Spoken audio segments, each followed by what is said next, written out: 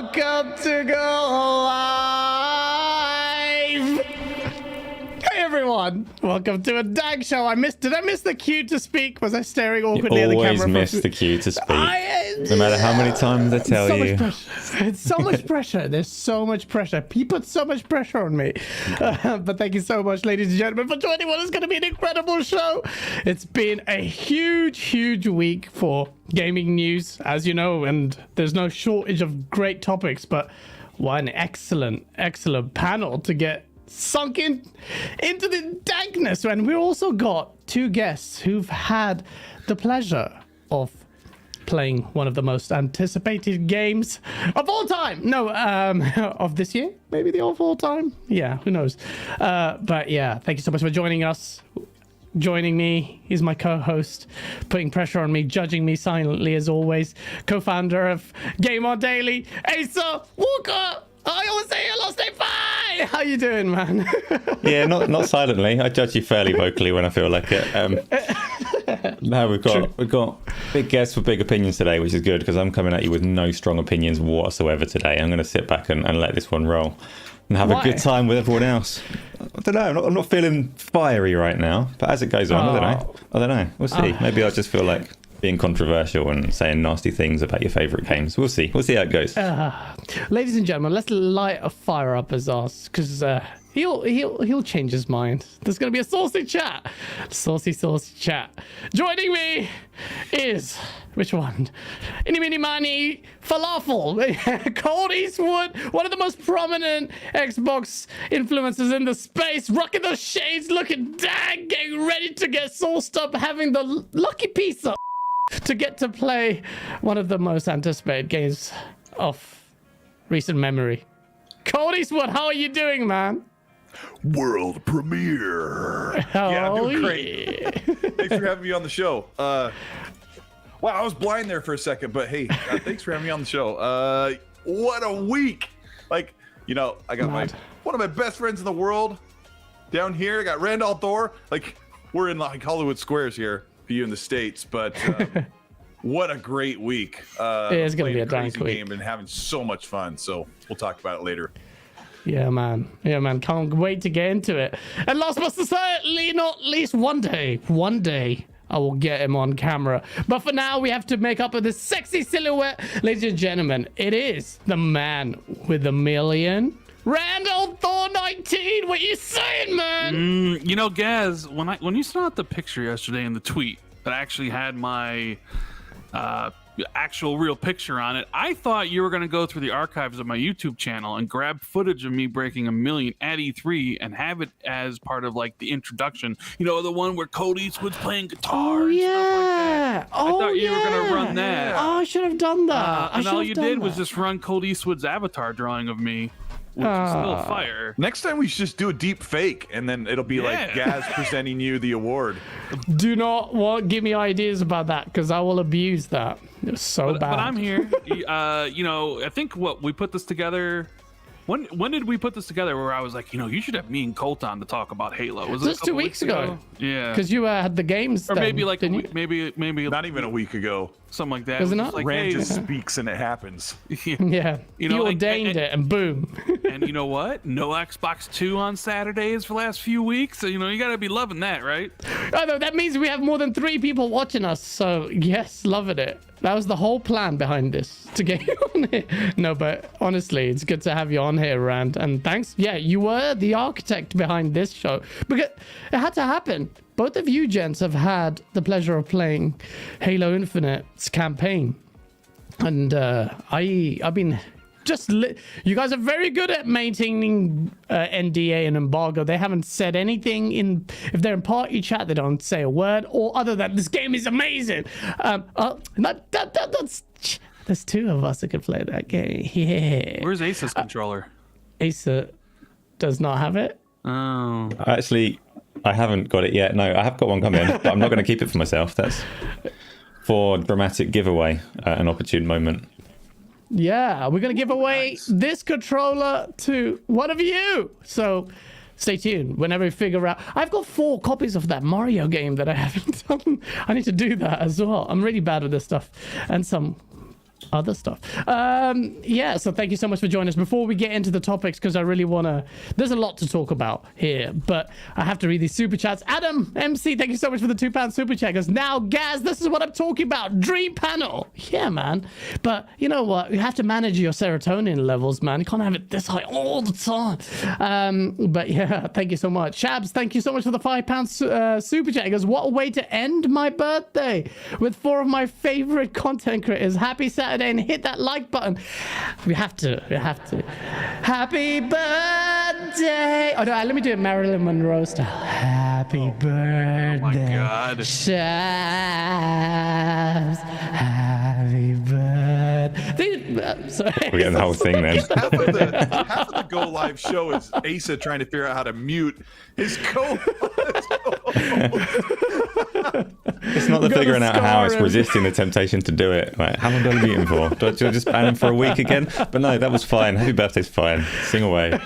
Hey man, it's someone's birthday. I had to. And Shabs has been a big sport. Thank you so much. Rims790 is claiming it's also a birthday. I'm not sure it's true, but yeah, don't do that. That's a bad rule. Everyone's gonna be just saying it's their bad. Gunstar says stop, Gaz. That's way too sexy. You know it. But yeah, big week. You guys, lucky sods. You've been playing it for a week. The previews for Halo Infinite came out. You're only allowed to talk about the first 4 levels? 4 levels, 4 missions. Plus, you're only allowed to talk about the first 4 Not levels. really levels, yeah. Oh yeah, missions. Well, I mean, they are levels, like in the traditional Halo sense. The first 3 are at least. Yeah. So, okay, so let's just talk about that before I get your general input. Into it, huh? We're getting right into Halo. I say, we have to.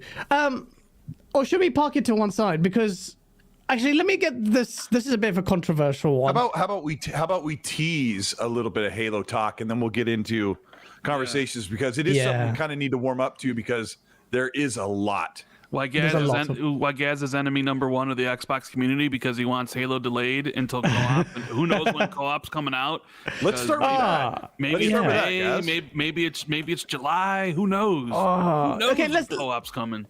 Let's get the negativity out of the way because I know how much you guys can handle critical discourse. Yeah. So Halo Infinite's campaign, I've been vocal about this. You guys agree with me, right? I don't know anymore. I'm not sure where Rand stands. Like, Rand, we had lots of conversations, and I was on the side that I think they should just wait until everything's ready. But Rand's like really good at.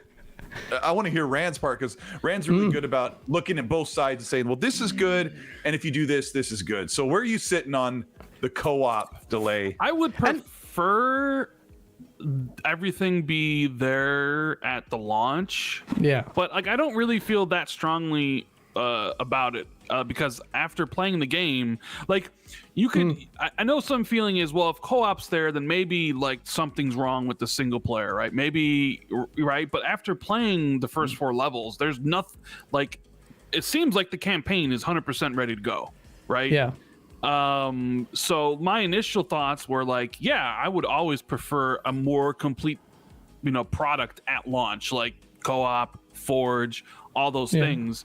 But I also understood people's, desire to like play Halo. Like, we already waited a year. I don't want to wait any longer. Let's play the multiplayer and the campaign. And I kind of lived in both. Like, I had 1 foot in one and 1 foot in the other. Where it was like, I want the full product immediately. So I don't know. I guess I just didn't really feel that strongly about it, like to get on Twitter and stir it up in the sauce like you did or whatever, or tell people who did want it delayed for the co-op that they were wrong, or tell people who didn't that they were right. I just didn't. I don't know. I just want the game to be really, really good, and this is a good tease. It actually so far really is freaking good, isn't it, Colt? Yes. It feels so good. Isn't that that's a good description, right? It just feels good. Yo, it feels good, baby. Yeah. What you guys talking about?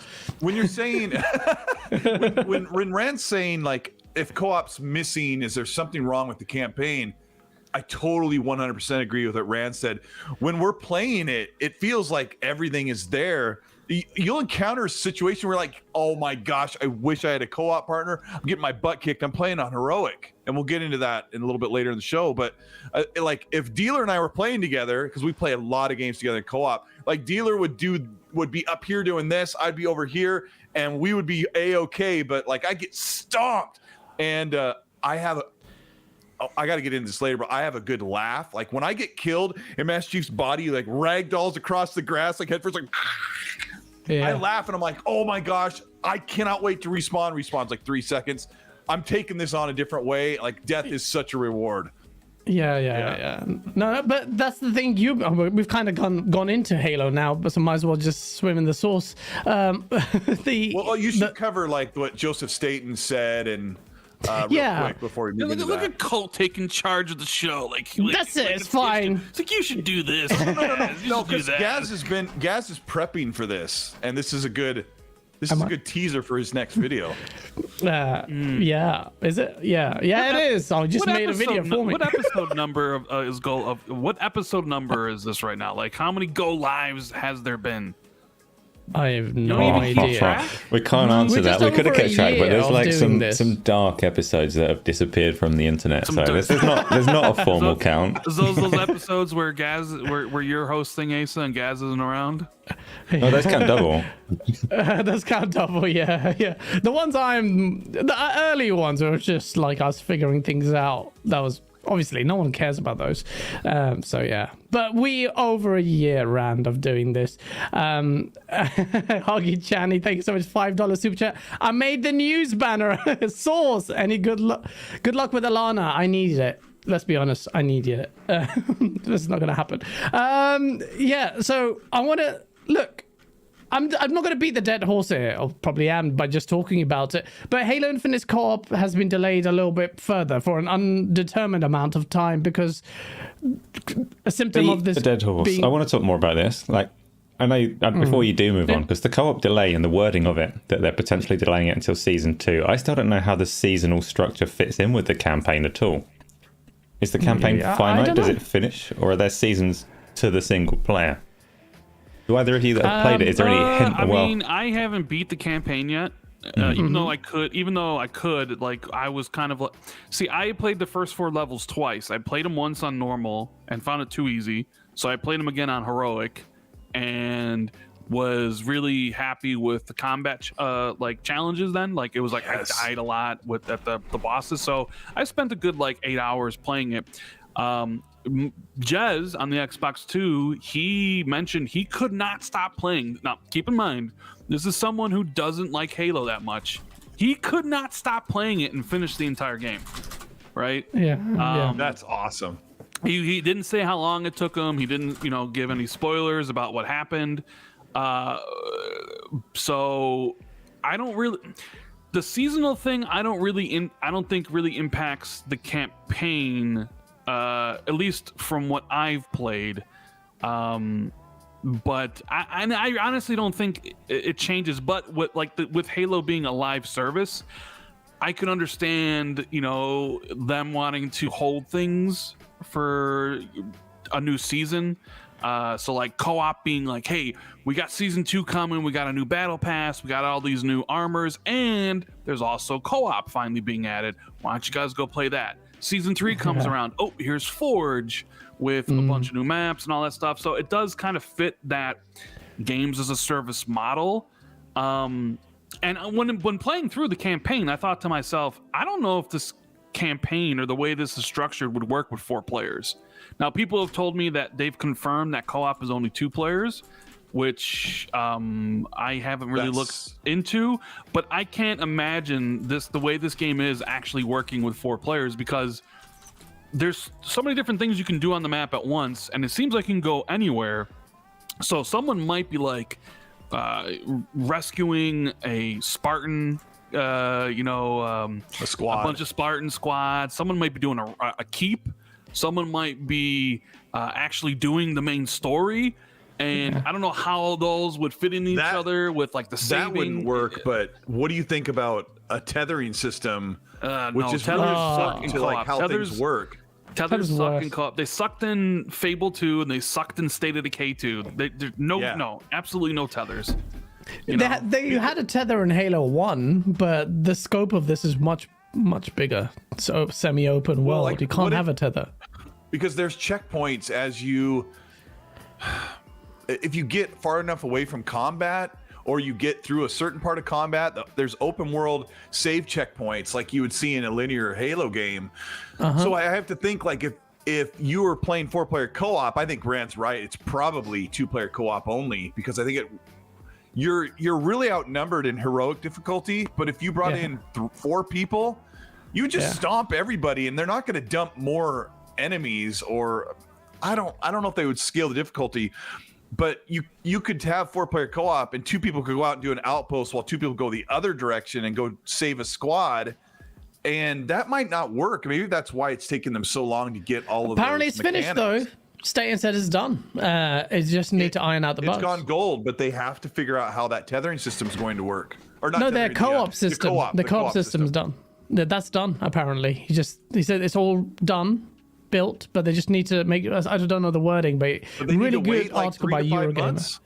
Yeah, they said they don't want to, and they said the reason why that might get delayed is because because of the way it's a game as a service, some big things might rear themselves. So this week, Halo, the multiplayer got rightfully critiqued for its progression system in the multiplayer, which is crawling, and you got a battle pass, and it takes so many games to progress through that. So they've very swiftly changed that. So things like that, they're also learning on the fly, and they're saying that, look, as a result of that, this other stuff might get pushed forward. But at the same time, it might even get pushed a little bit back, but I doubt it. Why would they, cut away the time they have to refine things? But yeah, in terms of the co-op stuff, it's delayed. I mean, at this point, it's a bit late now. The multiplayer's here. So you've released the game contrary to how I thought you should release it. It might actually work in their favor. Let's see.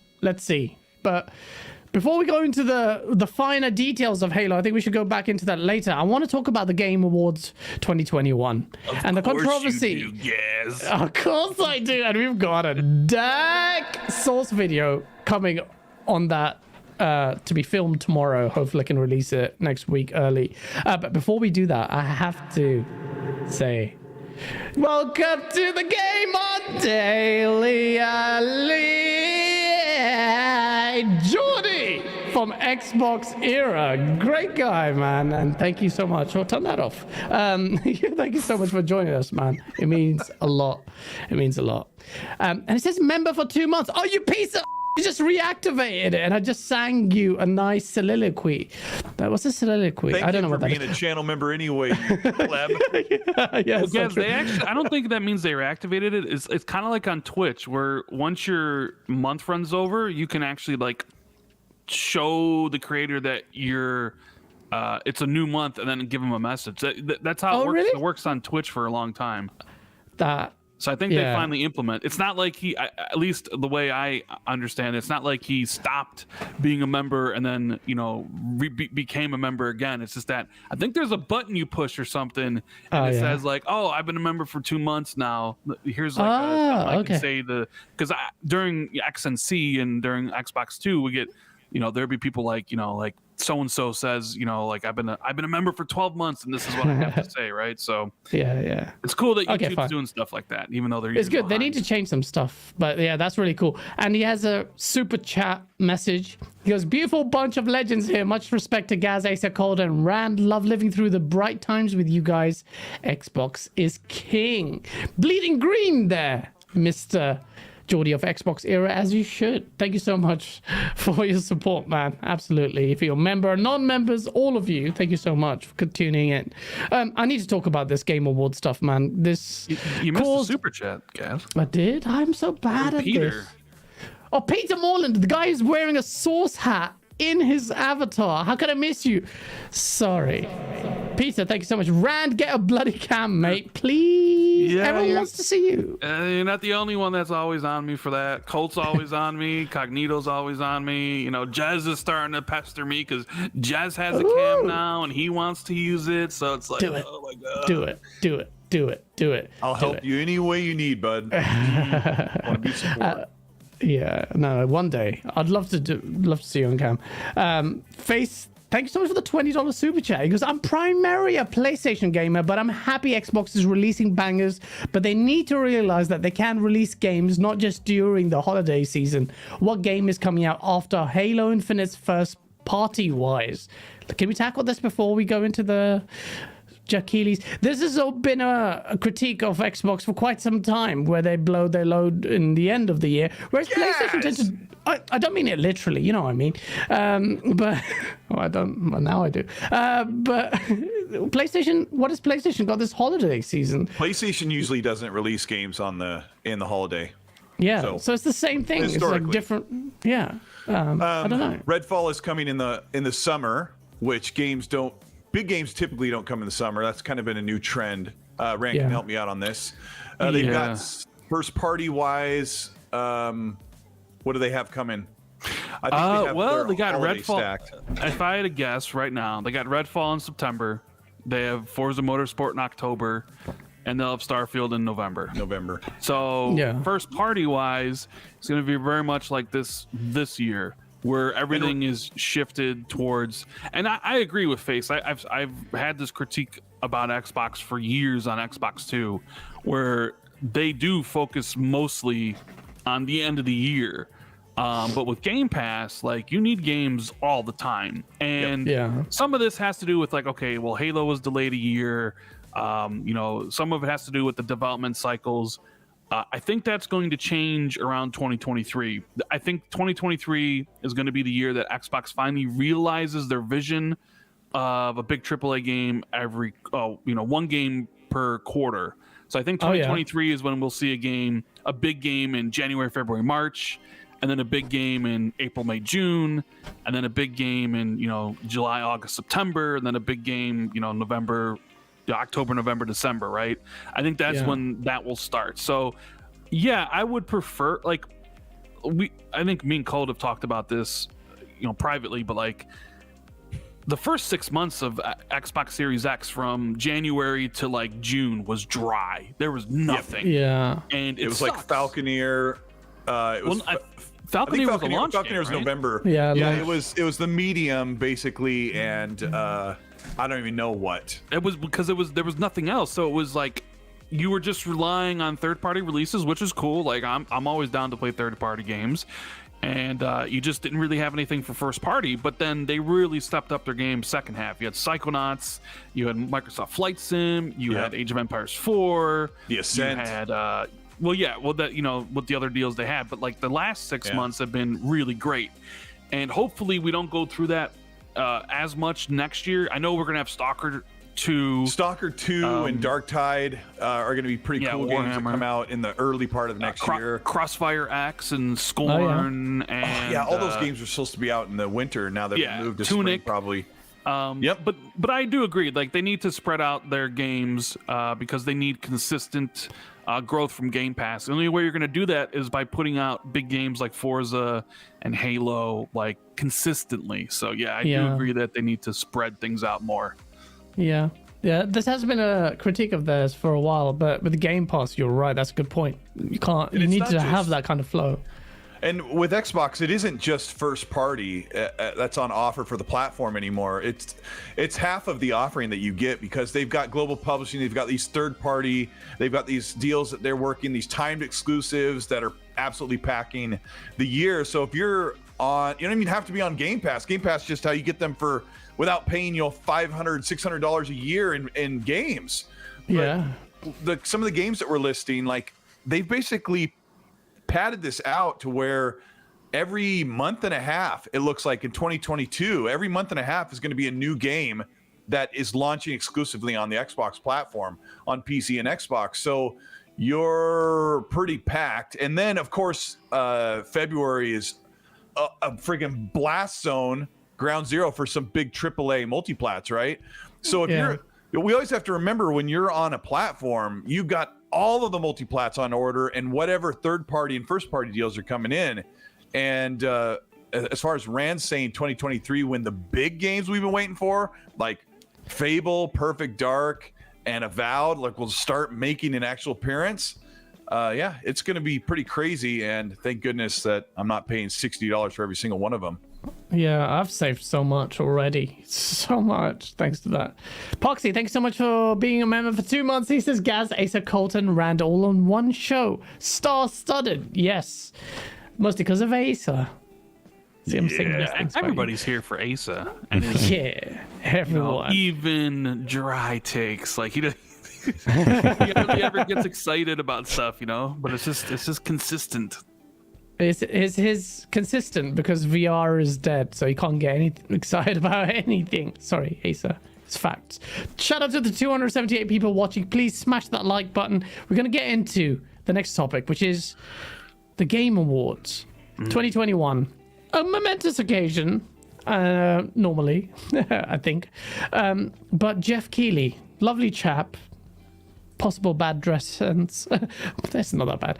But Forza Horizon 5 did not get nominated for the Game of the Year. I don't understand that. Many people don't understand that. So then the whole internet went mad. Forza Horizon 5 is the largest launch of any Microsoft game. I don't know how how that works. I'm sure it's right. It has now passed 10 million players. That's insane. Just a racer. Then it's got. Isn't it the highest rated game of the year, or one of the highest? One of them, yeah. Yeah. I think. And so your buddy Rand L Falafel, your buddy Jez Corden wrote a pretty scathing article about this. He says the Game Awards snub Forza. Wait, let me get the quote out. He goes, the Game Awards snub of Forza Horizon 5 is a disservice to the entire game industry. After which he updated it. But before we talk about his update stuff, he was not happy. I didn't think it made sense. We were anticipating this was happening before the announcement, because we were like, this might get snubbed because of the I don't know, bias against races. I don't know what it is. What's your take on this, Rand? Since your buddy was firing shots, my buddy is not the most hated man in games journalism. A lot of people were, subtweeting him, right? Like, who do you think you are type stuff. It's not a surprise Forza Horizon didn't get nominated. I mean, we thought maybe there was a chance this year, basically because there wasn't the one standout. There wasn't the God of War, the Red Dead Redemption, or the Last of Us, where you knew like that game was gonna win, right? And if like Forza Horizon come out next year, it wouldn't have a chance because Elden Ring's coming out, God of War's coming out, Horizon's coming out, Starfield's coming out, Breath of the Wild 2 might come out, right? It's gonna be packed next year, right? So we're like, well, maybe this year. Like it maybe could do it. But what we've always thought was that there's just a certain genre of games that the journalists, they may recognize as great games, like they do with Forza Horizon, top of the genre, but it doesn't resonate with them as a candidate for Game of the Year on an emotional level. So like you have racing games, they don't hit that mark for them. Mobile games don't hit that mark for them. Strategy games, right? Sports games, they have their own individual categories where they're, are going to compete. But Madden's not going to compete with the Metroid Dreads of the world or the Psychonauts of the world. And that's kind of how it is. And I think Jez was trying to point that out in his article, that there's a little bit of like, the only games that can win Game of the Year are the games that are these big AAA spectacles, the ones that have a cinematic story. So with the exception of Overwatch, because that was the outlier. With the exception of Overwatch. So I said the only way for Forza Horizon to get nominated for Game of the Year is if they include a cinematic story where you're a father and you're down on your luck. Oh my gosh, Rand. And you're down on your luck. Your young daughter needs her diabetes medicine, and it's really expensive because you live in America and healthcare costs are absurd. And you got to do these races. You got to win these street races, and every race gives you a certain amount of money, because if you don't race well, that's a good story. Your daughter might die, right? Like you need to have that emotional connection to like why I'm racing cars for journalists to think, okay, we can put this on the level of a Resident Evil, right? I have a different take on that. No, you go. Well, then you go ahead. You don't like my Forza Horizon racing? I do. I would like buy your, that. I would buy that. I like your snarky, your snarky take on it. I do. I like that. But we don't know this. But my personal feeling is that Jeff Keighley has this great jury of 103 people that run across the entire industry. So they're respected people. And a lot of people that we really like. Phil Spencer's one of them. But I think maybe he's got a guideline. Like, he doesn't direct them how to vote, obviously. And I'm so mad when Xbox guys attack him. It makes this side of the platform that I like look really bad. But the guidelines, like maybe he says, Game of the Year should, like, here's a paragraph that they look at when they open their packet for voting. Game of the Year should, make an impact on the industry and capture the, blah, blah, blah, like all this flowery wording that when they look at Forza Horizon, like, that's really cool, but it's just a racing game. So it doesn't count. And then the other problem we have to get into, Asa, is that the deadline was the November 4th, and the game didn't come out until November 9th. So the deadlines, it's been nominated for enough things that the deadlines don't apply. But the point that you made about there being some criteria for Game of the Year and what it means, I don't understand why they haven't come forward and said what the brief is. Like, that would clear up so much if they said, actually, we're judging these games, we're choosing these games based on this criteria. Game of the Year is this. And if it's like Rand says, it needs to have a daughter with diabetes and like you have to not like each other until 2/3 of the way through the game, and it has to follow those story beats and you kind of grow into it. That shouldn't be Game of the Year. That should be Game of the Hits You in the Feels category. Yeah, Game of the Year has to be more broad than that. It has to be, like, just by the name. So exactly. It would be nice if they came out and clarified what they're awarding. I don't buy the timing thing. It's like I say, it's been given so many other nominations. It's either eligible for them or it's not. It's eligible for small awards, but not that one. Yeah, that's why I think the deadline isn't that big of a deal, right? Asa, I think it really has to do with maybe there's some guidelines that he has put forward that kind of gets them in that direction of does it tick all the boxes that make a Game of the Year material? And that's where I got to agree with Rand. If that emotional connection isn't there, I don't care about the lady's story about her uncle that drove a Volkswagen and that drove the Vocho in Forza Horizon 5. Like, I don't really care about that story. There could be some kind of story. Yeah, but this is stupid. You're just a Fortnite avatar in the game. But gaming is all about gameplay. Overwatch won because it was a phenomenon at the time it was released. And then there's this talk about, it's not evolutionary, it's not doing something bold, it's not doing something. But if you look at the nominations, apart from It Takes Two, I struggle to see. These are iterative games. I mean, Ratchet and Clank looks nice. I don't know if I would put Returnal over Ratchet. To be fair, it was doing a lot more. So would I.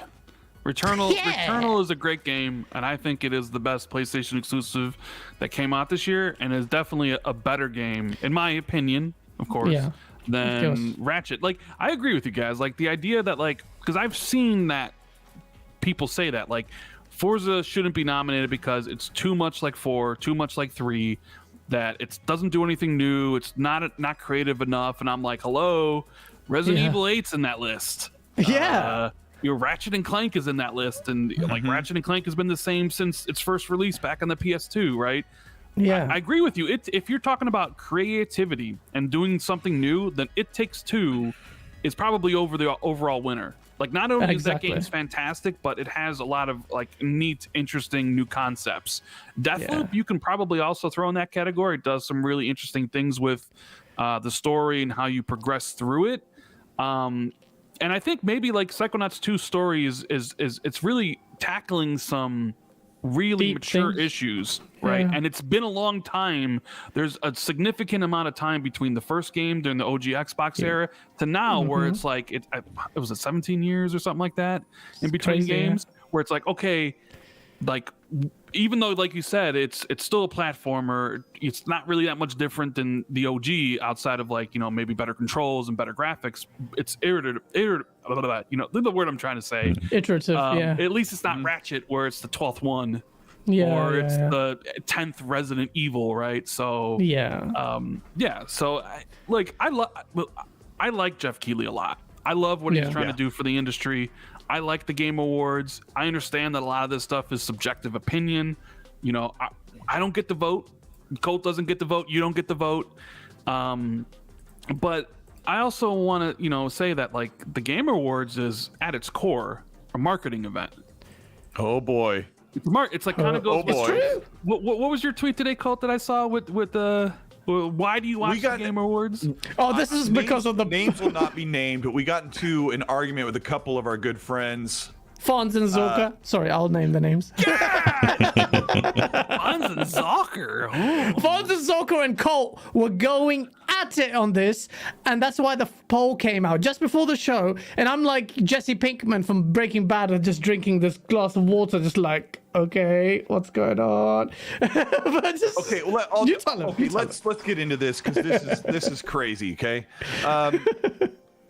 I don't want to throw anybody under the Full-blown bus 'cause argument. we all have our opinions of how we think things work. But one person was saying that the casuals really, the casuals care about the awards and who wins the award, and I was saying that the casuals don't really care about the awards, and the hardcore people are the ones that care who wins which award or who gets Game of the Year.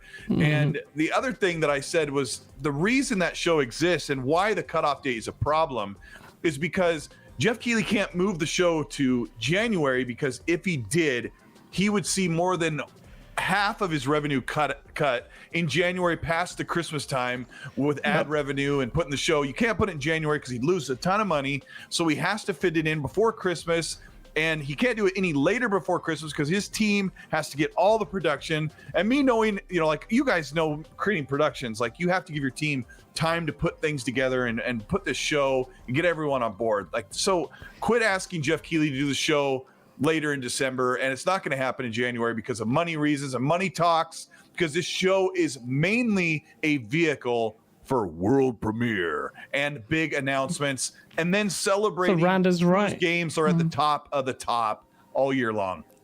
Of course. I mean, I don't know who would argue that it's not about it's not a marketing The argument event. was Wait. that casuals care about who wins the awards. I don't What do think you that- think, Rand? Majority. What do you Vast think, Rand? majority. Do you think I don't think- casuals care? Chat, do you, Asaph, if you kindly, sir, would you like to do a poll I will on not. whether or not you... You will what do you not. think, Rand? What do you think in chat? Do casuals care about Game of the Year awards and the video game awards No. in general? Casuals No. don't care because casuals don't follow that sort of news. Okay. Casuals care about Fortnite and Call of Duty and my FIFA gosh. and stuff like that. They don't care. Oh my God! about- It's exactly what Stalker and I said, yeah. They Oh, you don't, think? they don't, So they you don't outed care. Fonz. They don't care that Ratchet may win Game of the Year or whatever. That's not it. Like, They also didn't play Ratchet or Returnal or, or I mean, maybe Forza because it was like really popular. But yeah, there's a certain like hardcore, casual. There's a certain just like cutoff where people just don't care about the game. The Game of the Year not award is for basically hardcore people like us to sit and discuss, and maybe trickle down to some people who aren't as interested or into it as we are. I mean, look, you can tell what the purpose of the event is. When Jeff Keighley talks about it on his Twitter, he hypes it up as, guys, you can't wait to show you what's next. What next gen games are coming. The entire marketing cycle for the Game Awards is based around what? stand by. Stand by, right? and honestly, like when you're watching the awards, he'll give awards away. He'll be like, by the way, guys, we just gave away the award to the best simulation game. It was this game. We also gave away the winner of the best performance to this person, and we also gave away this award too while it was during commercial break. Now let's get to the new reveal by Xbox Game Studios Hellblade 2. Like it's totally a marketing event, and that's why people watch. Like, if it was just here are the awards, I don't think a lot of people would watch. But it's about what is the next big, reveal, right? The world premieres, which, I'm fine with it being a marketing event. That's totally cool. And That's what I'd watch it for. and I do think, and maybe Colt or guys, you might agree with me, is there's a lot of, maybe there's too much importance placed on the Keighleys when it is just one game award show when there are so many others. You got the dice, each individual like outlet does their own awards, right? Like, GameOnDaily. but people focus on this one is because this is the one that's broadcast more widely. But who's like, if Psychonauts 2 wins and people don't like Psychonauts, like they're gonna say, well, Psychonauts 2 is not my game of the year, right? Yeah. So DICE may give it to something else. The BAFTAs may give it to something else. Like, it's just that a lot of people just put the importance on Jeff Keighley because he's Because the prestige is there. Well, the prestige is there because the viewers are there, the eyeballs are there. Yeah. But the And he's eyeballs got the panel are there. there. But Kaz, the eyeballs are there to see Hellblade 2 be revealed, Yep. to see Sony's new game be revealed. They're not there to actually watch the awards. Yeah. So, like, I don't know. I wish I was there for this conversation between. Oh, it you was guys. so much fun. Fonz, we love you, man. Yeah, we do. Chat disagrees with you, but he did say 100 million people watch the VGAs. You're telling me no one cares? The casuals don't care, even if he said 40% care? And I don't know. No, we're telling you, of course, casuals care, but mostly who cares is. The hardcore. 100 million people are there to watch everything, but mostly the reveals. Yeah. Yeah. I think so I mean- too. I think so too. What do you let think, Asa?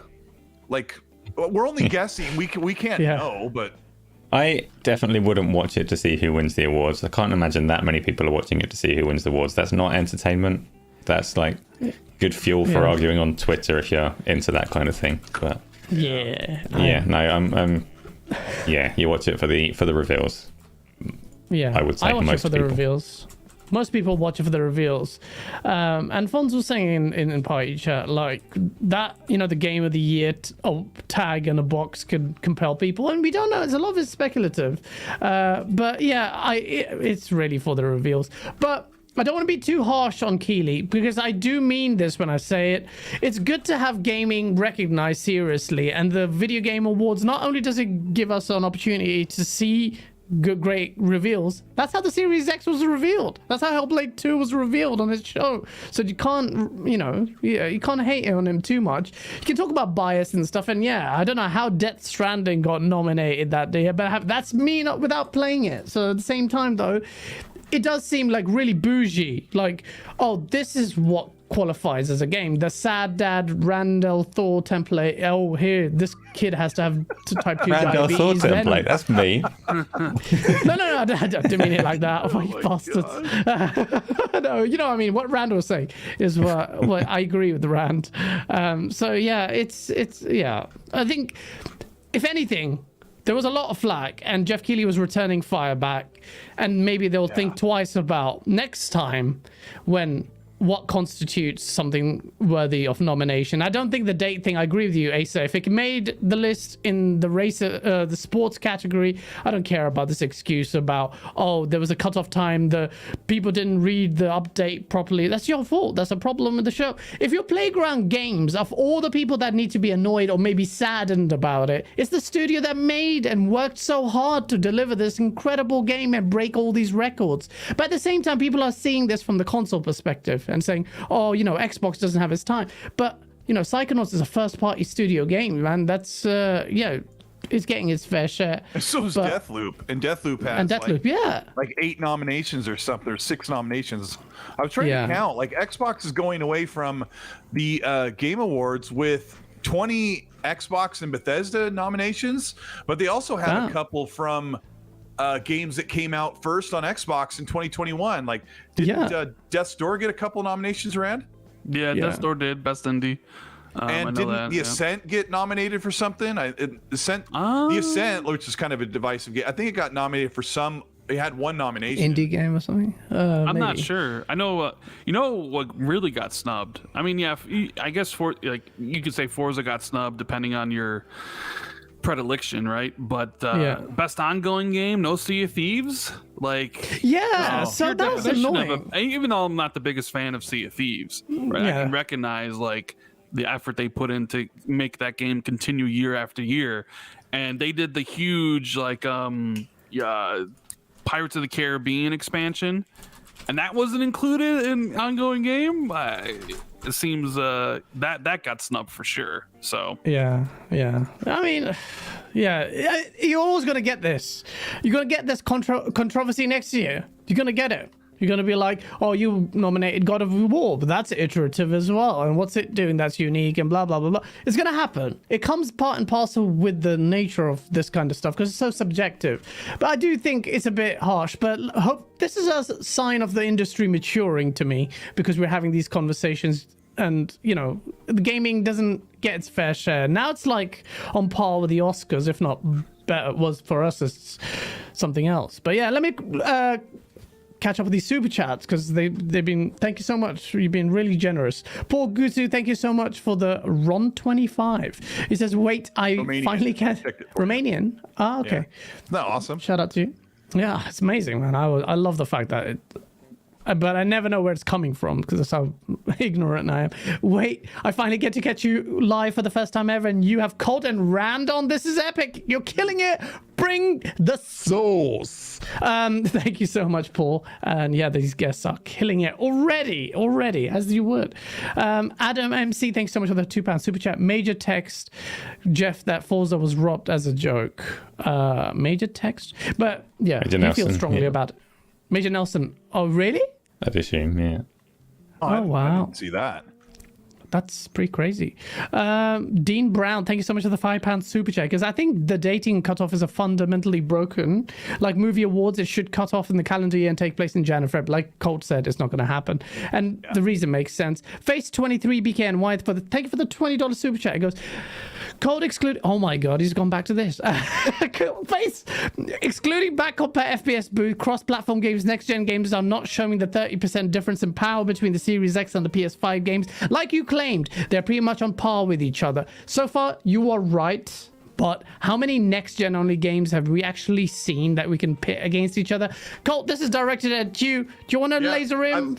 Oh yeah, I'll not lasering. Be nice to he hasn't been paying attention, but you know, bless his heart. Yeah, this has been a problem for a while. The Verge has reported on this specifically like 8 months ago. Like this is super old news. The developers are working with an XDK that they are very unfamiliar with. The PlayStation Dev Kit is nearly identical to what they've been working with for almost a decade. So they're very far behind. We have yet to see a single game. Here's where I will teach him and anyone else interested in tech, okay? I'm interested. We have yet to see a single game that is utilizing any of the full RDNA 2 features because games are all cross-gen and they're all have been previously designed. So you're not utilizing VRS, you're not utilizing mesh shaders, you're not utilizing the velocity architecture. But the other thing that people like to gloss over when they're looking at these power deltas is a couple things.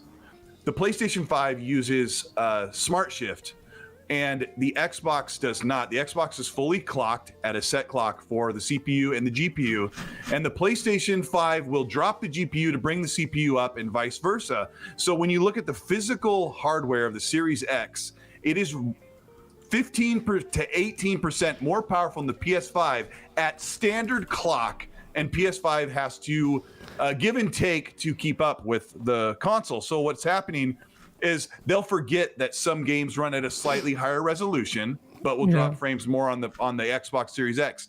The thing to remember is it's 100% up to the developer how they choose to set resolution or frame rate optimization in games, because they have to take the time and use the toolkit that they're using for the Xbox to get the most out of it. And the funny thing is most of what you see is a great game like Guardians of the Galaxy only runs at 1080p, but it looks phenomenal. And maybe the PS5, I don't even know, maybe the PS5 has less frame drops, but you'll never notice the difference without that Digital Foundry frame time graph. Like the games on both platforms look and run absolutely phenomenal. So to sit here and say, where's the 30% delta? The delta is there in the hardware. And once everything is working, there are things that the PS5 does not have that the Xbox will use that are efficiency things that they're where I get the 30% delta. And that's just going to change over the time. It's going to be a super long generation for you if you're super hyper focused about which console's outperforming the other, because the Xbox was the outperforming console for like 4 years with the One X. And like that hurt the PlayStation guys because that was the one thing. They had the power and they had the games. And so then it came down to just the games. Now Xbox has the power, they they have the games, they have the most flexibility, they're offering the most in the platform, and people are just like pinpointing down on, oh, look at the frame time graph. Like, I gotta have a W. It's like just enjoy what you have. Like these consoles are super fun. But at the same time, I do agree the power delta needs to show. It's a bit weird that it's taken so long, but we haven't actually seen proper next-gen games. And Ace is sitting there smirking, about to unleash something, because I know you so well now. What are you going to say? I'm not unleashing anything. I don't want to. But it is interesting. There's been examples, all right? So what we know about the hardware is the interesting question, because we know a lot about the Xbox hardware, which a lot of people took out of context, particularly around like the ray tracing capabilities and so on.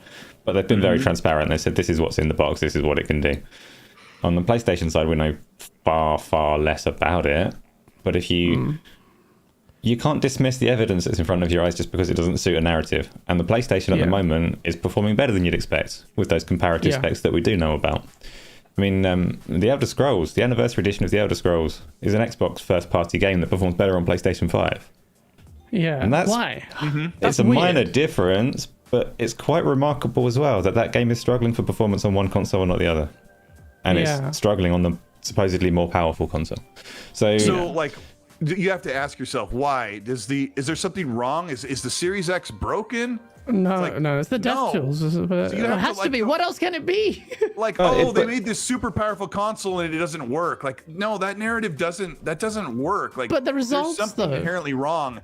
And I talked to Jason Ronald, who leads the hardware division, about this power delta. Like, they were supposed to have this power delta out the gate, and then they had to admit to the media that the developers are struggling to get the actual optimization and power out of the XDK. And they said it's going to take 6 months to maybe a year. But we're sitting in the middle of like games that look like they could run on an Xbox One, but they're at 60 FPS. So like, what are you worried about? Like, now you're no longer playing at 30. You're playing these games at a decent resolution at 60 FPS. And yeah, there's frame drops, but it's not like you load up a Series X game and it's like unplayable because no one's saying that, but isn't it frustrating that the Xbox is suffering? Let me carry on first. This is your thing. No, but then so there's certain tools and things that aren't there for the Xbox Series consoles yet. But at some point in time, and we're over a year into that console's life, if they take another year to start leveraging this, if the PlayStation is more powerful for half of the life cycle, then that counts for something. But you've also got to consider that there's a race in the industry at the moment, a big race through all of the major players, so not just Microsoft and Sony, but Nvidia and Epic as well, to lower native resolution, to use the power in these consoles more effectively.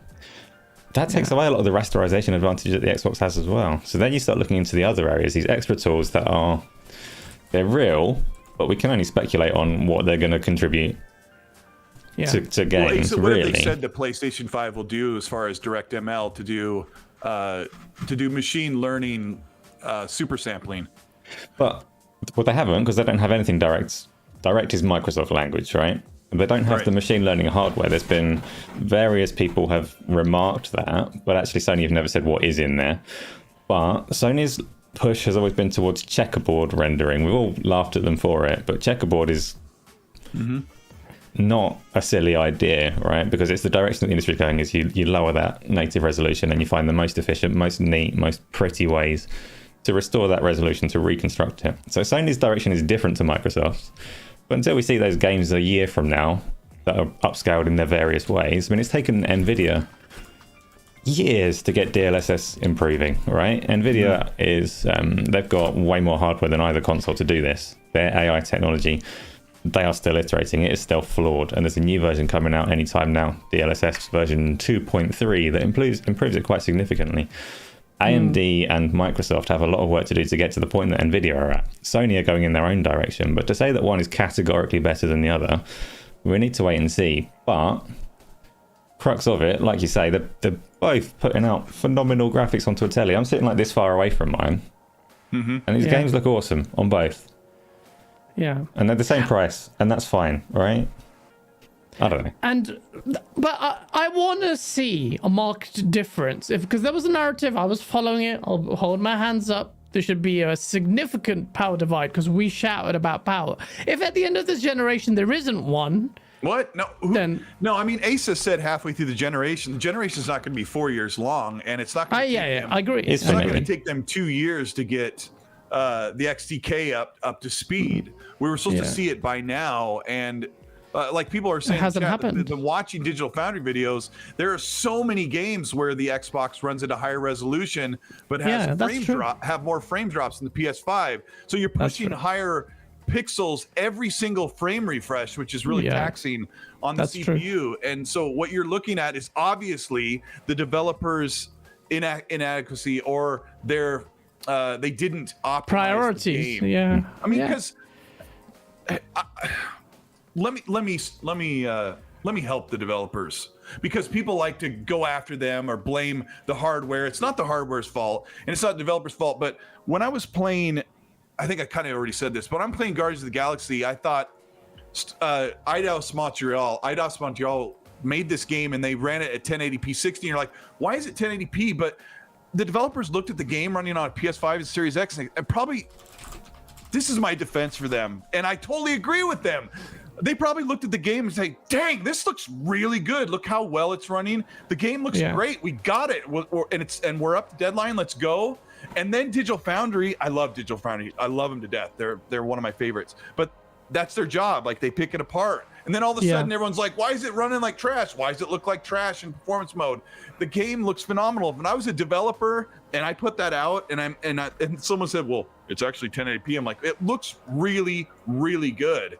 And I feel like as an artist and a creator, you're allowed to say, okay, I've made my game. Look how great it looks on the console. Let's ship it. And the game's not broken. It runs really great. Yeah, that's a section of the internet that doesn't seem to enjoy the essence of gaming, but get, wrapped up with the numbers. I got to ask Rand. Rand's been quiet for a minute. Rand, do you feel like developers might get their game ready and go, dang, that looks really good. I think we're ready to go. And then they have to deal with the repercussions of Digital Foundry's and the people on Twitter? Rand doesn't know shit about the tech side. I know stuff. it's not about. I'm not asking you a tech question. I'm just saying, put yourself in the shoes of the developer. Do you think that they look at a version of the game like Guardians, they, oh man, we got it. It looks great. It's running really great. It's running almost nearly perfect. We're ready to go.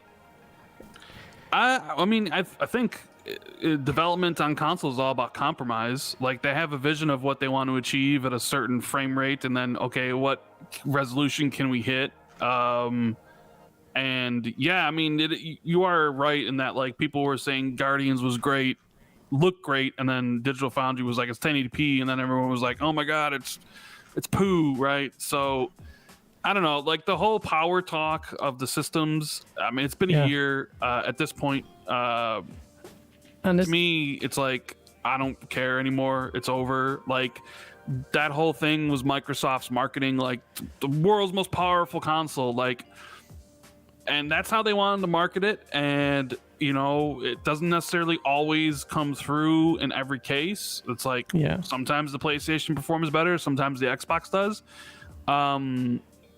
That's going to be Microsoft's problem to answer. If 3 years from now it's still 50-50, people will start to wonder, like, okay, well, what really happened here? But I've said before that I've already gotten exactly what I wanted out of this generation, which is 60 frames as a standard. And I know the games are like, look, I know the games are only going to get better. Every single generation, when you go to the beginning of the 360 and see what the games look like then to the end of the 360, like if you compare Perfect Dark and then Grand Theft Auto 5 and BioShock and Tomb Raider, right? The start of the Xbox One generation, right? And then how the games looked at the end of the Xbox One PS4 generation. Like, you could see the improvement where developers got more time with the systems and how they're able to improve. So you start off this generation, cross-gen for a couple years, right? You have the hardware shortages, so that's going to affect it. I guarantee you that by the end of this generation, which is 7 or 8 years from now, you're going to see games that look and perform way better than the ones that we currently have. But everybody lives in the now. Everybody lives for the moment right now, today. And nobody's really thinking about 5 years from now or 6 years from now, when maybe the whole thing is Microsoft, I think, made a bet. They made a bet and they said, okay, we think RDNA 2 and all these features that we waited for is going to pay off later into the generation. Yeah. But the thing is we have to get later into the generation to see if that actual bet paid off. And it's too early to tell at this point, and I'm not a developer. I don't have any tech knowledge. So we'll just have to wait and see. Maybe it never pays off. Maybe they made the wrong bet and developers just do what they do and the versions of games are the same across systems. It's just one of those things that we won't really know the true answer to until 5-6 years from now. Yeah, and that's going to be where it's going to be interesting in 3, 4, 5 years, depending on how long this gen is. But yeah, it's an interesting topic on power. Power is still central conversation here. It's still just not. It's really lost its interest and its allure as a topic for a long time. And I used to put out a tweet saying what the resolution difference is on the 1X and PS4 Pro, but that was like 3 years ago. Like that stuff is. I just don't see a lot of conversation. It's not super interesting for a lot of people. I know Digital Foundry just does great stuff. Their stuff's enjoyable to watch with all the tech talk. So, but actually, Carl on Flanders that, says it was a crap topic. it is though. Like, so I do obviously these tech analysis things, and at the moment, as much as I can, I still work well clear of anything that's like pitting the PlayStation against the Xbox because it is not interesting. I'm a massive nerd and I'm really into all of the technology in these boxes, but I'm interested in what it can do to make games better.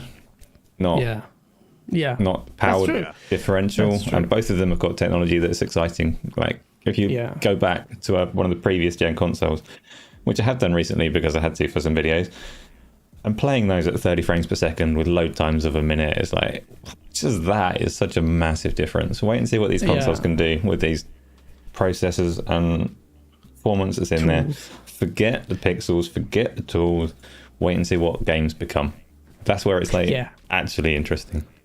Yeah, exactly. And you'll see if Face in a few years will revisit this topic, I'm sure. And we'll see whether the results yield. But for now, it's all up in the air. Blue Boy Vast, thank you so much for the £5 super check. Goes, game being cross-gen also means dev have to optimize for 4 last-gen consoles and 3 current-gen consoles.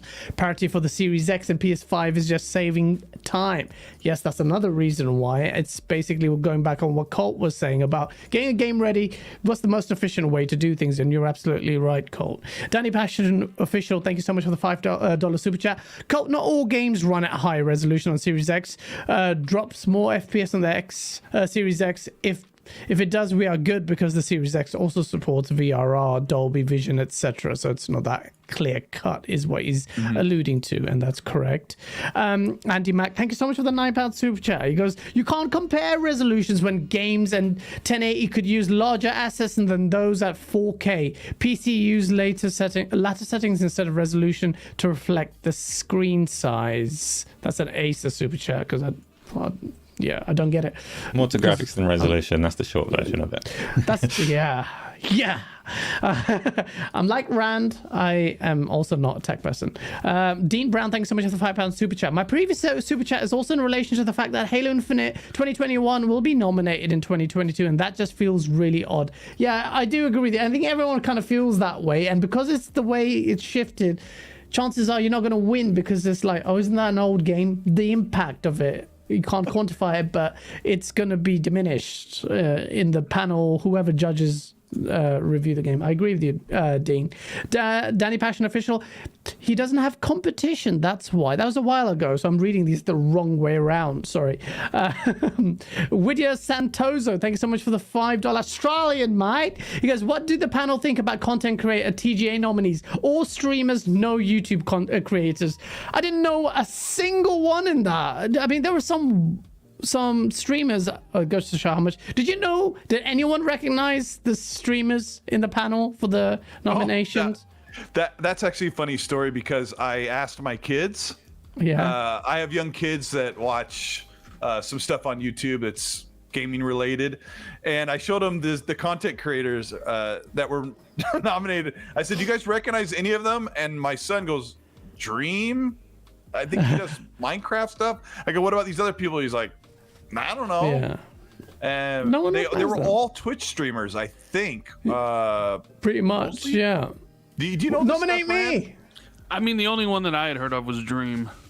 And I'd never even heard of Dream. But yeah, that was weird. His Dream. Get the out of here. That was weird, but maybe it's weird the problem, right? Shabs, thank you so much for the 1 member super chat thing. I'm kind of casual gamer, but do not play Fortnite, COD, etc. But Rand is right on this. I only watch the VGA for the reels, and a lot of people do.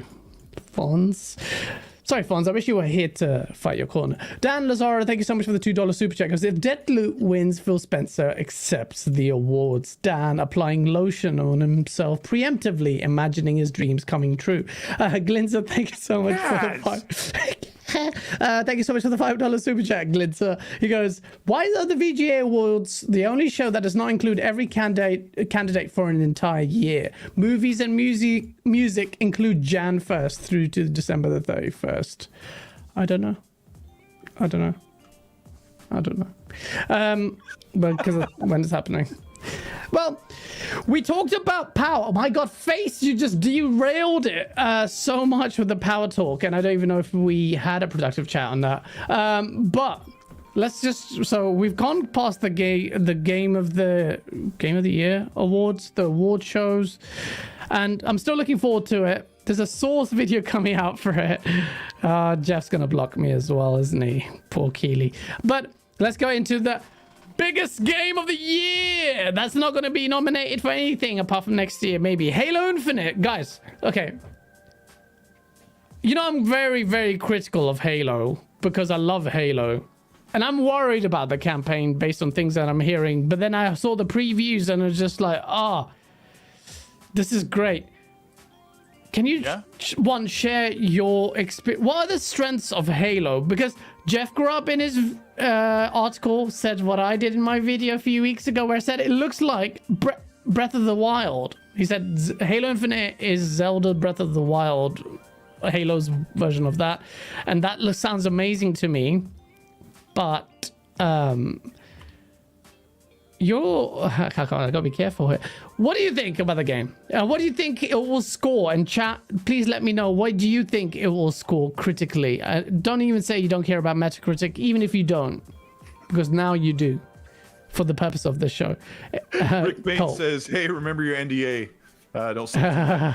You know, be careful about that. Into this, I was looking on Twitter yesterday and I noticed, I don't know if Rand noticed this, but I saw a huge majority of voices saying I am steering clear of the preview videos because I want everything to be a surprise. And I think Rand and I saw this reflected in the performance of our preview videos. I'll say that without griping because we enjoy doing the previews and making the videos, but there is a stark contrast of how they perform for our audience. That's like, you know what? With the Forza thing, it was like, I already know what Forza is going to look like, so I don't really need to watch that. And then with Halo Infinite, it was like, I want to open up that game and have it revealed for me, for myself with controller in hand. And I think the video views showed that. What do you think, Rand? I didn't talk to you about this yet. Yeah, I mean, I kind of would, if I was interested in Halo, I definitely wouldn't want to watch any, like, I would just want to get a sense of like how people feel. I wouldn't want to watch anything, which is why, like, in the beginning of my video, I was like, listen, I understand people don't want to be spoiled, so I'll like give you the short version. Like, the game's amazing, I'm having so much fun, blah blah blah blah blah blah blah. Okay, you can jump out of the video and I'll get in more detail like now. So like, I knew people weren't gonna watch because, you know, I mean, who wants to have a lot of the stuff spoiled when you're going to experience the game in a month? So yeah, I totally get that. I don't know, like, are we going to get into the whole thing now, guys? Is it Halo time? Let's go. It's time. Tell me what is in store, because I'm worried. So people in chat, some are saying 93 for the Metascore, 90, 95. Someone says 98. You're on crack. There's no way. I think this, based on what I've played, what I saw in both of your videos, I think max 88. I hope I'm wrong. But you tell me. Tell me what's so good about this game. What is great about Halo Infinite, and where do you think it will sit? What is great about Halo Infinite? The campaign. So far, I am like the Halo formula, right? That the gunplay, the 30 seconds of fun, as they say, right? The melee grenades, the shooting is the best that I think 343 has ever done. And then you just add on top of that the grapple hook, right? Yeah. Which makes the combat even more enjoyable. Yeah. Because you can do so many different things with it. You can grapple to an enemy. You can use it to swing around a tree to get a better position behind an enemy. You can use it vertically to like get up rocks or get on a ledge to look down. Like it offers like so many. You can cool... use it to, when your shields are down. Beep, beep, beep, beep, beep, beep, I'll use my grapple like Just Cause to get behind a big crate and recover my shields. You can use it to pick up a. You can scan the world with like an eagle vision button, and you can look over and go, I want that weapon. Grab it with the grapple shot. It slams into your hands. Oh, yeah, keep going, you can see the plasma coil. Use the grapple hook to bring the plasma coil to you. Throw it at somebody and kill them. So like, to me, it's all based around like how it plays and how much fun it is, and then the addition of the equipment that takes it like the step above. And then there's the mystery, which I'm really engaged in. What happened to Cortana? What happened in the 18 months or whatever it's been since the end of Halo 5? What are the Banished looking for on the ring? Like, there are these mysteries that are basically threaded throughout the campaign that they drip feed you that are really engaging because I want to find out more. I want to know what happened to Cortana. Like, where is she, right? Yeah. So then you actually get to the open world stuff. And, you know, I think we were all a bit concerned about how the open world would play. Same. And Digital Foundry as well, Alex, and they were like, well, how's that going to play? Because it'd be like Far Cry, right? yeah, but it's not like Far Cry. There aren't like so many different things on the map for you to go do. And like each area, as Colt would agree with me, it's segmented.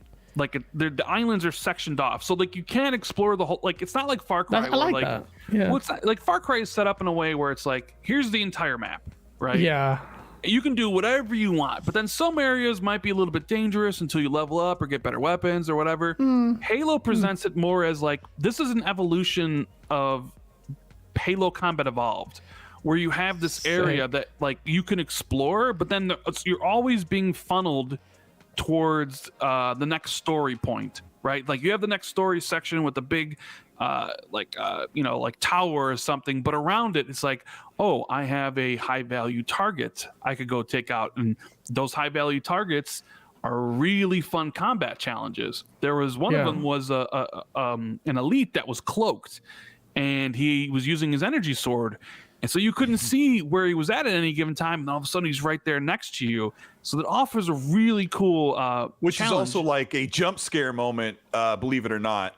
Like, because you can hear him like, and all of a sudden he's like, and I'm like, oh crap! And I'm like jumping back, and he's like swinging the energy sword. And I caught one in a dark cave. I showed like a real short clip of it in my preview video. But like I was going down this like kind of narrow cave, and I scanned, and there was a rocket launcher at the end, the M21 Spanker, and all of a sudden this elite uncloaks and starts talking trash and swings at me the enemy sword. I'm like, oh crap, and I'm trying to backpedal, and I'm trying to turn around and use the grapple, and he stabs me, and Master Chief goes, and blocks the ground, and I laugh, and I'm like, oh my gosh, that was awesome. You get a 3-second loading screen, you're back at your checkpoint. I'm like, okay, the cave's right back over there. I'm gonna go in, and now I know he's there, and he's gonna hear it from me. It's really yeah. And then each one of those high value targets offers you a unique weapon that is then put into your FOB. So the open world, so you capture these FOBs, right?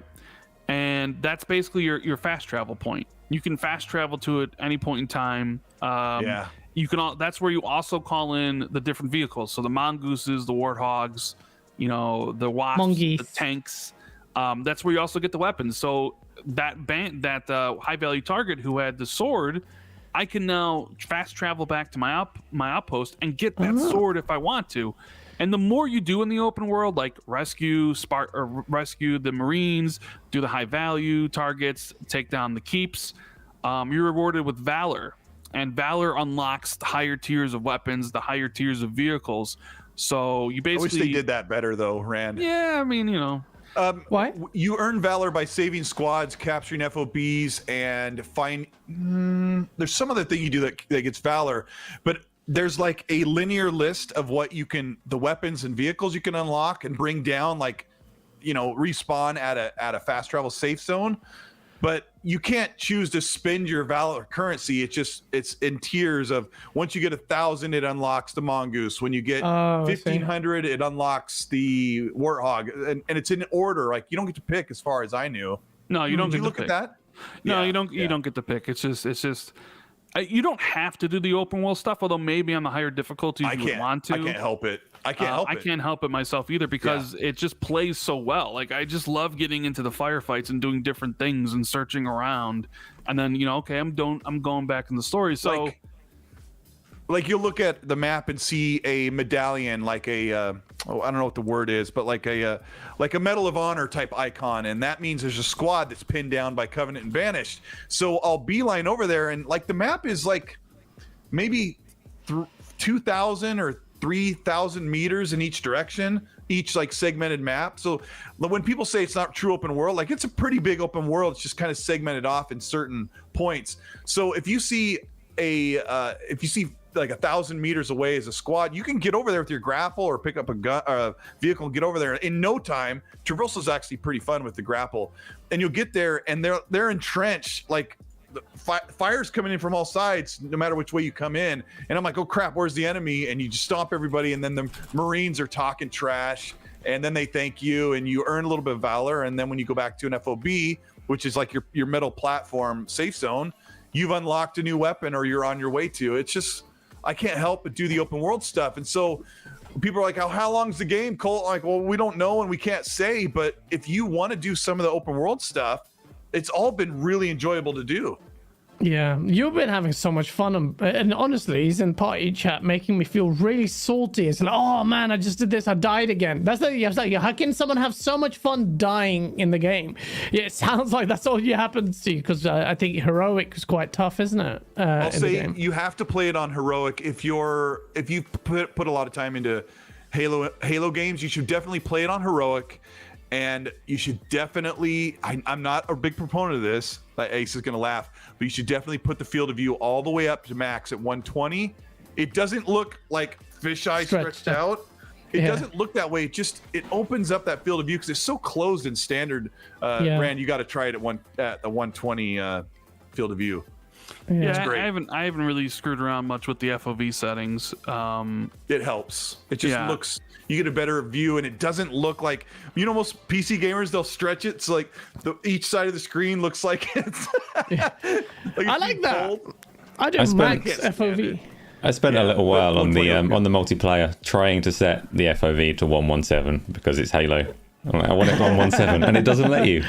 You back out the menu and you go back in, and it's like 116. No, it's 116, and you can do 115, you can do 119, you can do 118, you can do 116. 117, no, that's cheating, you're not allowed it. It's the weirdest thing. That's so weird. What's the max it goes up to then? 120. Is the max. Yeah. 120, but it doesn't let you set 117 specifically. That's so weird. That's so weird. You can do 116 and 118. It lets you set it, you go 117, but as soon as you back out and go back into the menu, it's changed it to 116. Oh, that's an Easter egg if I ever heard.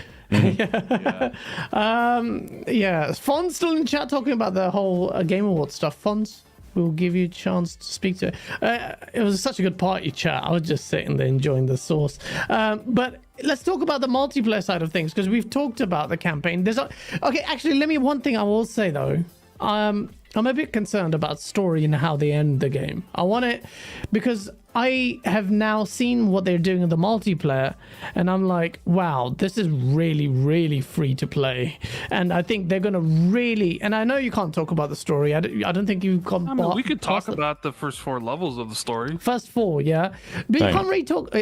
Yeah, I mean, don't break your NDA. I mean, like I said, I'll let Rand kind of lead that because it's super unclear. The story is basically okay. It's sometime after Halo 5. The game begins after an opening cutscene, which we can't talk about. The pilot wakes up. He finds Master Chief. He brings him on board. Tells him the UNSC has been defeated. The ring's destroyed. You fucking go into a brute ship. right? Well, actually, this might be spoiler territory for people who might not want to hear it. From you meet Escrum, You've who's already the seen new- it since 2019. You've seen the pilot wakes up and he's Yeah. like, Master Chief, I plugged you in. And he's like, we have to fight. He's like, no, I'm hungry. Yeah. And, you meet Escrum, who's the new antagonist, who's the leader of the Escrum. Banished. Escrum, yeah. And then you end up on a Forerunner installation. wait, I gotta say, Whoa, Escharum, it's too much. Escharum is a not too main. much. No, we've already much seen to me. Escharum. They did it in the campaign overview. He's awesome. He's awesome. That's all I'll say. He's awesome. Yeah, he's Go ahead, he's man. really cool.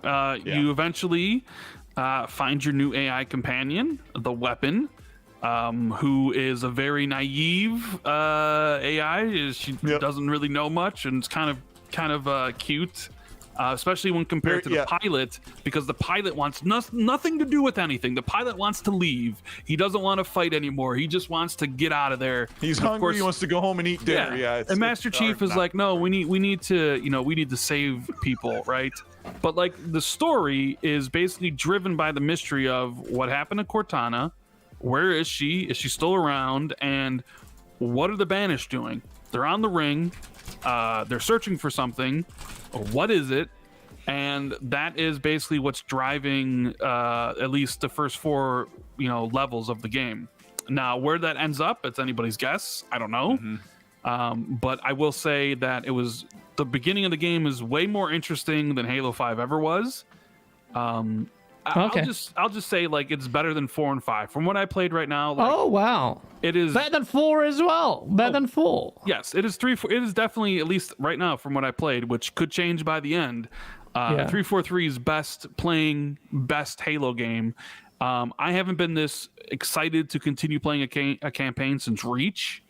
Like it's up there. Yes. Like there's a very, very good chance they nail this. The open world isn't as intrusive as I thought, and all the additions with the equipment make this the best playing Halo. Like you just have so much fun getting into combat scenarios because of all the different things you can do and all the different weapons you have at your disposal and how you can go about it. Like it adds so much to the Halo experience. It's such a huge risk for 343 to they're still trying to get Halo right according to the masses, right? And they went all in and said, you know what, we're doing the 6th Halo is going to be open world. And I don't know if Rand and I kind of conveyed this enough in our previews, but I think the open world choice was the right choice because I love playing the way that the enemies flank you and how they're over a hill when you come in and take them on. The combat scenarios are so natural in the open world, and people are like, people are saying there's not enough. The open world isn't alive. Like the oxen, the roaming oxen or whatever they were, are missing. There's little rodents that run around. You'll come around the corner and these big birds or flamingos will take off, and it looks really cool. But there isn't really any other wildlife besides a couple of critters and birds, right, Rand? Don't really care about that. I could agree with that complaint that it's not quote unquote alive, but I mean the regular levels though are very much your typical Halo level. Like the first That's what I really like. The first 2 levels are super linear, right? The 3rd level is more of a wide open area that you can actually kind of go around and do stuff in. The 4th level is also very open, but then becomes more linear. So it does seem like you're going to have the open world where you can do stuff, and then the story segment will be very much a linear experience within that small open area. Perfect. If the weapon says we need to go over to this waypoint, which she's basically saying this is your next main mission in the campaign, and you go over there, you're going to see a 2 times or 3 times more condensed, more what's the word? A high produced area. It's been contained. That's you're it. going to a bigger fortress because there's going to be more enemies and there's going to be more things for you to do, or more ways for you to dispatch enemies than you would in if you see them out in the open prairie. Or there's also kind of a couple, I don't know if you caught this, Rand, there's kind of a couple of Skyrim moments when you first start the game or when you're out exploring, and there's this nice Gareth Coker music, and you're walking amongst the wildflowers, and the rocks and the trees look really great. At most times of the day, the game looks really good. At high noon, it kind of looks but when the color comes in from color casting of late day or early morning, like it looks really amazing. Night looks really great. So you get like these the music's really good. So the open world just feels like you're in there, and the music and the world just kind of brings it together. And all of this doesn't really spoil anything, but just if we can just convey like the feeling of I want to play it right now. I want to play it right now. It's great. Yeah, man. I hate you guys, but I love you too. But one thing I will say, and Rick Payne in the chat. Okay, I haven't played it. You guys have been very stum as you should with these, and you have had the blessing to play this. I don't want to get you in trouble, but are there? No, you can't say that. You can only talk about the first. Just ask 4 questions, levels. and I'll let. I'll tell you what it is. Decide. In order for Halo Infinite to be good, it has to end properly. There need to be multiple biomes. I'm so scared that it's going to be this grassy thing, this little green bit, because every Halo's had a Halo 1. At least have a snow place. If you're going to have really good Forerunner internal structures, that looks great. From your preview, actually, Colt, that got me like, oh, damn. Some of the internal areas look amazing, because that's what core Halo level design is about. But if you don't have multiple biomes, it just takes away from it. So you should have that, and they don't relegate it to future content.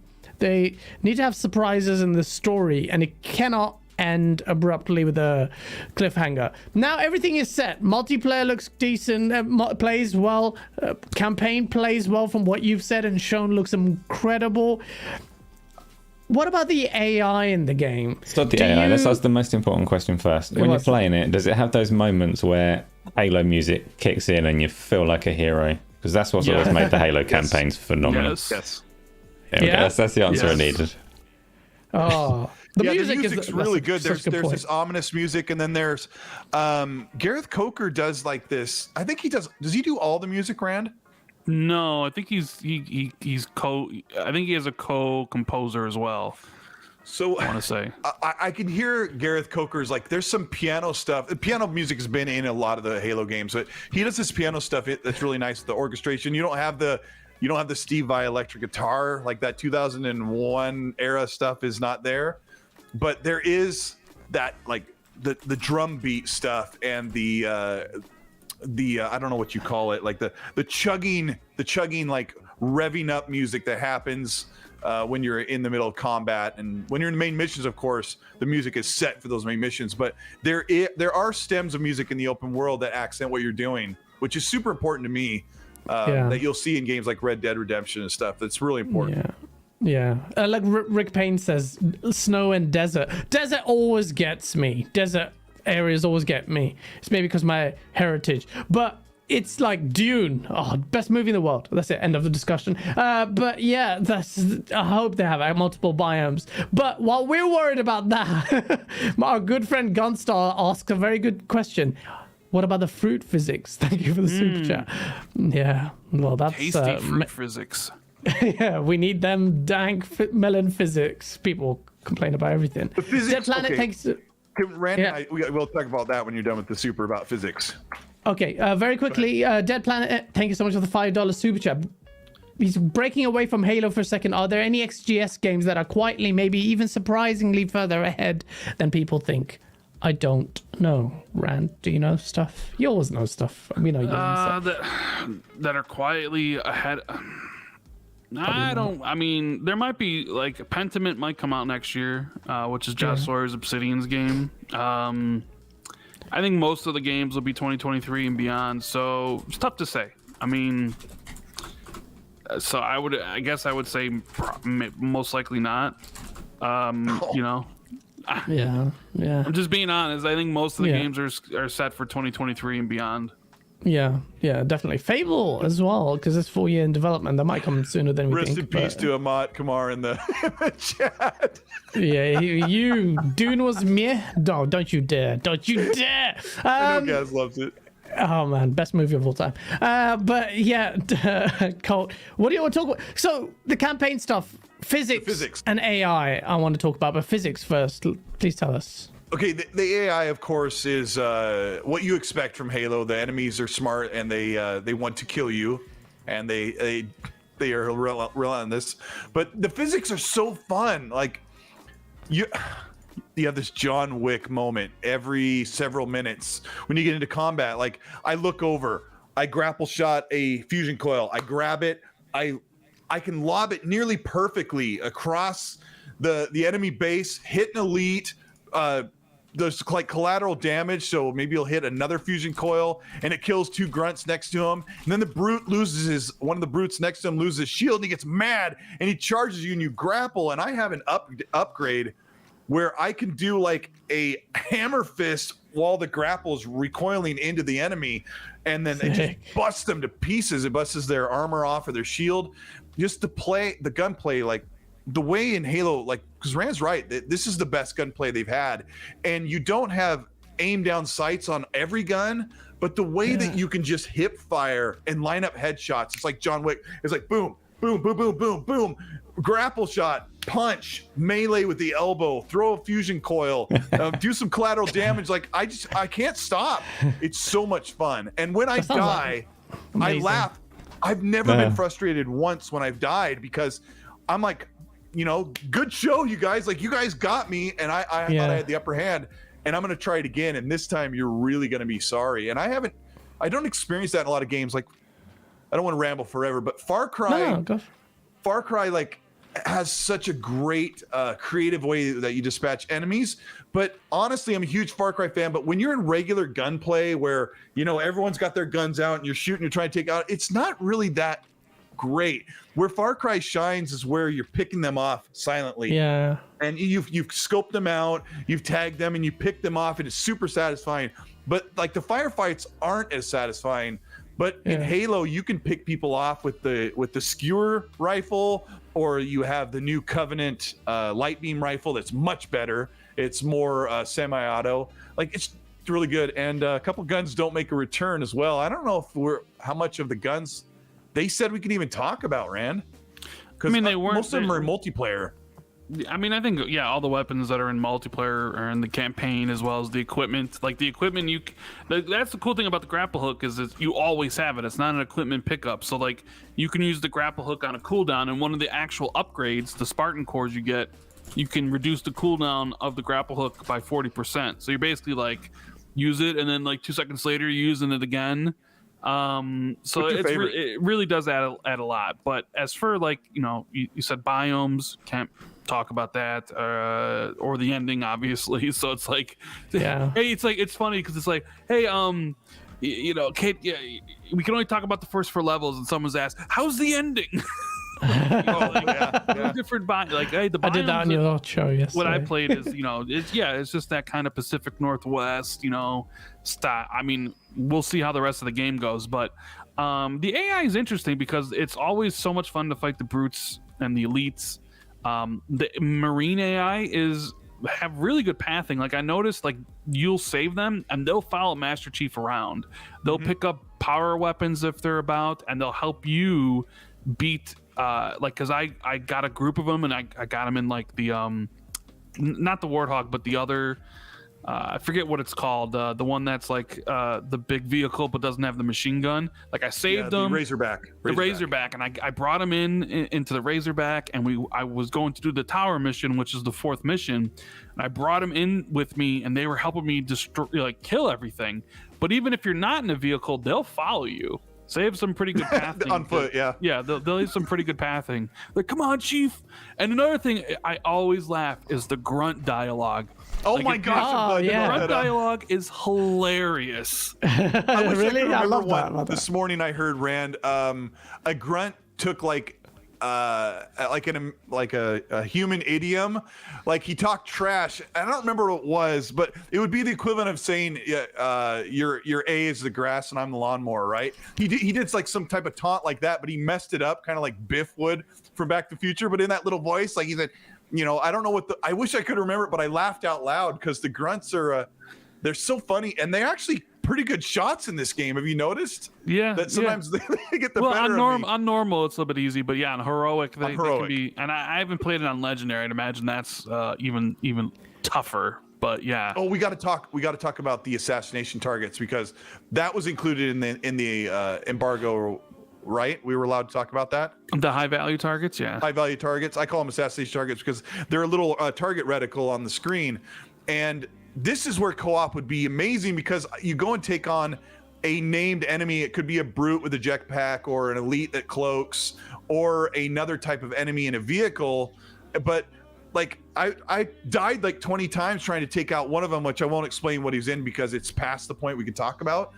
But these named enemies are tough, and like the weapon, the Cortana weapon will tell you, she'll say like, you're about to take so-and-so, you know, a Covenant name, and he's a really high value leader in the Banished Army, and getting rid of him will be really helpful for the people that are stranded on the ring.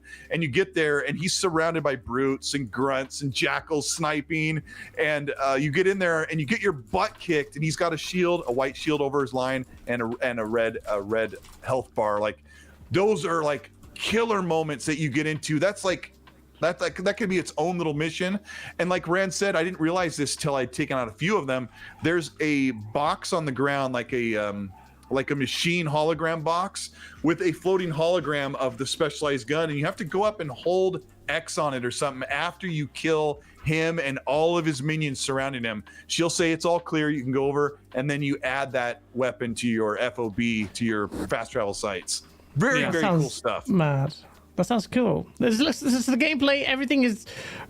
One thing I would like with the AI I'm alluding to is what Breath of the Wild does. Like, AI, the weapon falls out their hands, they run, get another weapon. And I heard the brutes do that. They'll kick like a grunt off or chuck him towards you or grab a weapon off them and stuff. That's kind of stuff I want to see, and I hope it's in the game. It sounds really positive. You guys are having so much fun in party chat. It's just really good just being there, listening to you guys just have a lot of fun. That's how I know this game is going to be epic.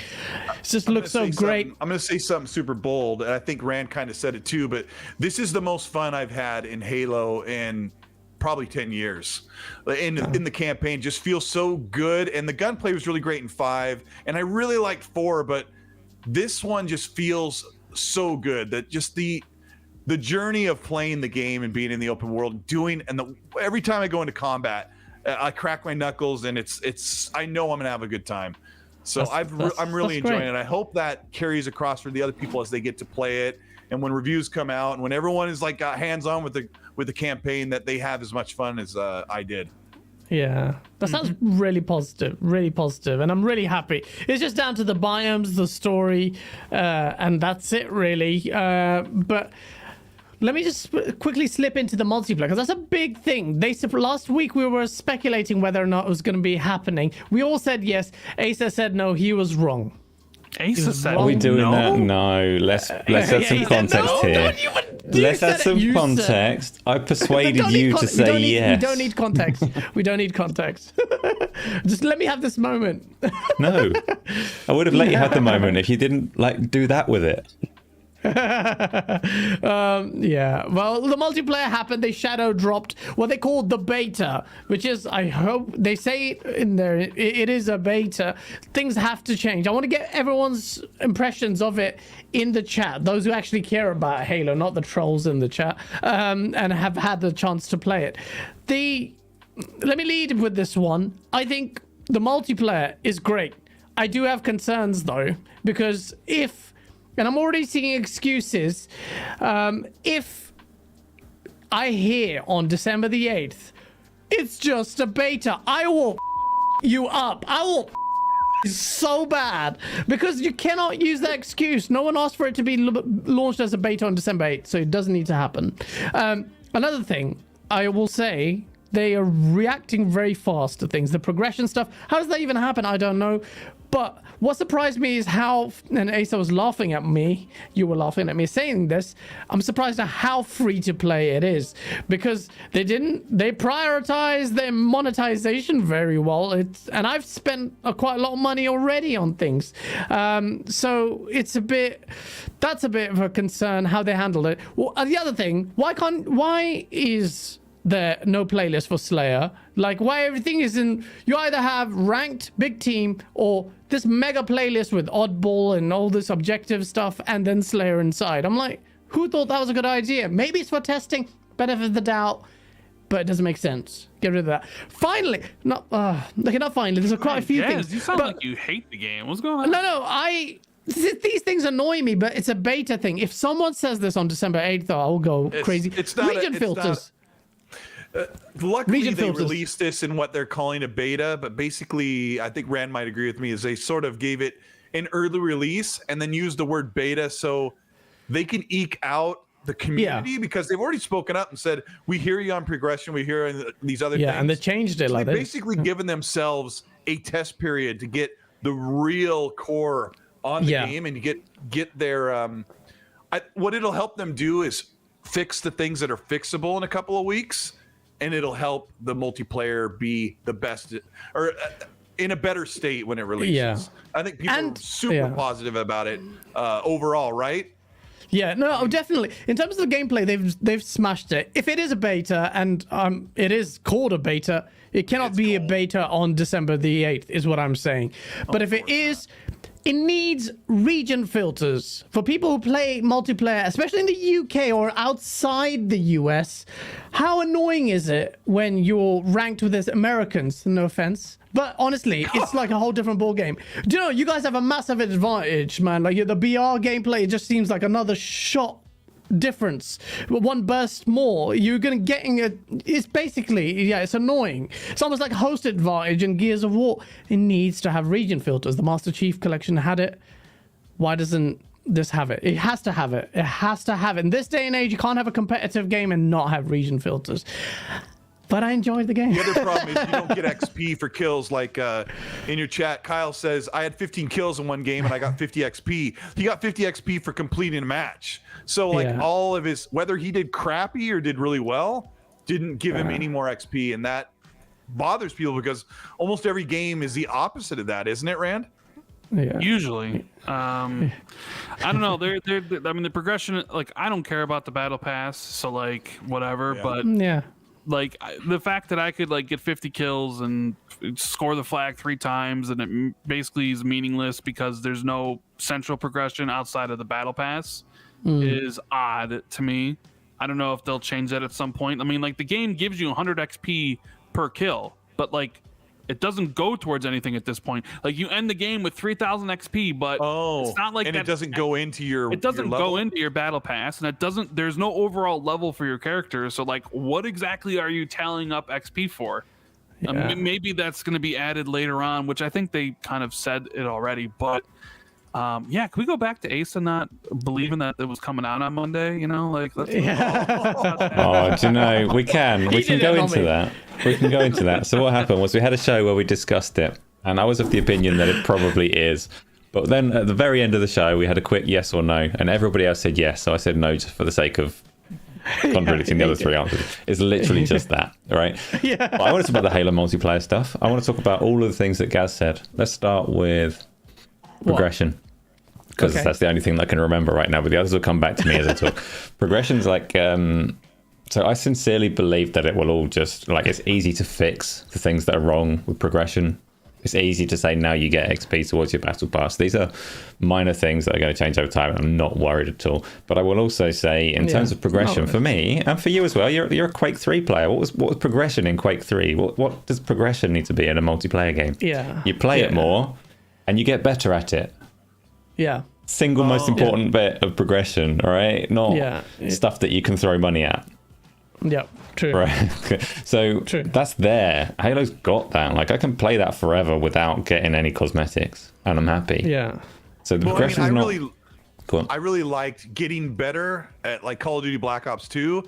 And then once I would level up, I would unlock the Scar. And I'm like, oh, cool, new gun. Oh, I'm really good with this gun. This gun is, more advantageous for how I'm playing. And then I would unlock another gun from leveling up. So it was an extra motivation besides racking up kills. Like you're unlocking something in the game. That's they funny, don't though, have anything like that. I was about to say the opposite because I'm so glad that it doesn't have anything like that. Because I don't want unlocks that give me an advantage over other players. That's not what a multiplayer competitive game is to me, right? They are better. They're different. They're better, and it's the same. To me, like I think. But in terms of like unlocking weapons, so Battlefield 2042 is not a free-to-play game. That's a paid game, and the progression there is all unlocking skills and weapons as you go, and I hate it. I'd much rather have that stripped out and left to the free-to-play crowd. Give them their pay-to-win. I want no gameplay advantage from progression. I don't want the person that's played it for more to have the advantage of being a better player and having a better gun than me. Let's have a fight. Yeah, definitely. Like, fair terms, So guys, please. can you unlock this really cool armor sets other than buying them? Because I know somebody who spent $9 to buy a shiny black and blue armor I spent set. 60 quid already, man. The game is going to rinse me That's dry. the other thing I need to say. The other thing I need to say. So when Gaz moans about any of the multiplayer progression models, the prices, the battle passes, they're directly his fault. Yeah. They exist because of him. I'm supporting 343. I paid full price for this game. You know about this stuff, Rand? Like, do you know what you like? Do you have access to unlock anything as long as you, if you don't want to pay for it with the money, or some? No, like those Halo Championship skins, like those are all paid for. You can't earn them. No, that's poopy. I mean, but that's the free to play model, man. I mean, that's the one model that Fortnite's pop. Me again. They made popular, right? So Go ahead. You just reminded me. This is the other thing. So when people are talking about the monetization, and I hate the boosters, that's the one thing that I want to see stripped out and never thrown at me again. But when people talk about this and say, yeah, but it's free to play, I don't know a single person that asked for it to be free to play. It is free to play. Sure. They are releasing it with Halo Infinite. It's part of the Halo Infinite package as far as everybody is concerned. Yes. It being free to play offers me no advantage whatsoever. I've got Game Pass. If I didn't have Game Pass, I'd buy the game. I don't want it to be free to play. And I don't have that as an excuse for the way that it's monetized. It's not free to play to me. I don't care. Like, nobody else for that. Yeah, exactly. That's the point. Everyone's like, it's free to play. It's a beta. Nix. 8th of December, if you say it's a beta, oh my god, anyone in December 8th, it cannot be a beta at launch. I mean, the fact that I have to say that is insane. I don't know, because it's free to play. Fortnite was a beta for 3 years. Shut the no, I'm just saying, there was a beta for like 2.5 years, guys. Yeah, but this is a full price Halo game. You're going to forget it's a flagship title. No one else to be full price. On launch day, they're not going to call it a beta. You say it's full price, Gaz, but it's not. It's a free to play game. It's not. It's not full price. That's a weird distinction because here's a spicy truth, question. Isn't it? Well, here's a spicy question. Is it? Rand. What if somebody asks you about the free to play? What if someone asks you, is it worth $60 for the Halo campaign? I don't know. I'll answer that question when I finish the game. I don't think it will be, unless it's a stellar game. But you can pay 60 quid for. Yeah, that's a great point. I don't know. I paid $70. It's straddling the lines of it's free to play because it is free to play, but typically no one asked for it to be free to play. You're paying 60 quid full price for the campaign alone. It makes this is a bit of a weird one. And I don't really mind it that much. I've been a Halo fan for 20 years. Where's the multiplayer that I came to expect? Keep that free to play one over. I want to buy Halo Infinite. Is this not the multiplayer you expect? Free to play progression systems. Yeah, but take out the monetization stuff. I mean, it basically is the Halo multiplayer. It's a modern take on like 3 essentially. I agree with you. They should take out the monetization stuff. No, but I'm saying the game. You said what was your exact words? You said. Oh, you said many. It's hard to remember. No, guys, what did you say? He said this wasn't the Halo game that he wanted, or something. Not quite. I said so. When people like put that up and say it's monetized like this because it's free to play, it doesn't need to be free to play. They're releasing Halo Infinite and they're releasing this. It's called Halo Infinite. It's part of the package as far as their positioning. This is part of Halo Infinite. It's not a separate. It is a separate free to play game. I know that it is, and I know that they're monetizing it that way. But who wanted them to do that? Who's not playing Halo? It's a way to put in this monetization model rather than anything else. Yeah, right? I don't mind it that much. I'll be honest with you. Progression-wise, it's a problem. They fixed it. Then they'll resolve it. I'm going to spend a lot of money on it. It's just one thing I will say though. Hold on, I got to ask Asa this. So let me ask you this, Asa. If it wasn't free to play, right, but the gameplay was bad, like Halo 4's, would you be okay with it because it wasn't free to play? Because it sounds like you don't care for Halo Infinite because it wasn't the monetization model that you personally wanted. However, in our discussion about this, like, it's mostly negative, but I think everybody's probably would agree that this is the best Halo multiplayer they've released in a very, very long time. It's just kind of overshadowed by some of the problems people have with free to play. So logically, if I reversed it on you and it wasn't free to play, but the gameplay was horrible, then you would actually say that's better, right? Because the monetization angle would be okay in your opinion instead of egregious in this case. Here's where things are unfair on you, because the logic that you just used, there's an assumption there that I don't actually like Halo Infinite. And I can see how you'd get that from what I'm saying, but actually I'm really enjoying the Halo Infinite multiplayer. I like it. So, no, of course I wouldn't take a bad Halo game over one that I'm enjoying right now. I'm only saying that when people put up the argument that this monetization is fine because it's free to play, it's a weird position. It's free to play so that they can put this monetization in, but all of the people, I don't know a single person that's arguing about Halo that wouldn't otherwise be playing Halo if it wasn't free to play, right? I'm not sure I don't think they went free to play just for monetization. I think they went free to play because they could get a bigger audience on the game. Yeah, no, that's part of it for sure. No, it is. You go free to play, like the whole point of the free to play model is you take down all the barriers to entry, you get people on there, and then you get them spending. But I'm not a free-to-play player, right? I'm going to buy Halo Infinite. I'm not. I'm going to play it on Game Pass. And they're still putting boosters in my face. And those are the things that I really take exception to. If you've got Game Pass or you buy the game, you should be on that boosted rate the whole time, because we are not free-to-play players. And we've got no option there because they've taken that out of the game. The game that I'm not buying it, I've got Game Pass. But otherwise, if Game Pass wasn't part of the equation and they are selling it as a full retail game, I'd be pissed. I'd be pissed that I'm paying 60 quid and then they're giving me a free-to-play monetization model in multiplayer. I don't care about the boosts because I don't care about the battle pass. So if people want to progress faster in a battle pass, whatever. It doesn't. I guess it's because I don't care about that. So to me, it's like the boosts are just meaningless in that sense. Because it doesn't offer anything competitive advantage in every way whatsoever. So what? You got a cool looking skin, and that you spent money on. I don't care. Do you know what? Cool looking skins actually. Do you know what's funny is the fire cosmetics that you get for the highest level of the battle pass look awful. That's an aside. That's the thing. They probably wouldn't be there if it wasn't free to play. They look terrible, and I hope I never see anyone using them. Do the cosmetics matter to you? I will. Like, the Asa, cosmetics don't overly matter. What bothers me the most about it, with the boosts in particular, is if I'm playing a game and say, for example, there is something in the battle pass that I think that's cool, I quite want that. I need to get to level 84 in the battle pass. I don't know, like speculative number. How am I going to get that? Am I going to do it having fun playing this game? I could, but the most efficient way would be to go to work for a couple of hours of overtime, get a bit of money, and get the item without playing the game. And that's a problem for me in a game that's a paid-for retail game, right? I'm of the school of thought that microtransactions have been intrusive in retail gaming for a while, right? I've never liked to see, and a lot of people were for a while. People seem to have given up that fight and just accept microtransactions now. But actually, there was a time when games weren't like that, right? I like games that aren't like that. There's also a time where progression didn't matter because you played Halo 3. What was the progression in Halo 3? Back in 2007, before Modern Warfare really popularized, hey, I need to get rewarded for my time spent, multiplayer gaming was about the fun you were having. There weren't discussions about there weren't discussions about the progression.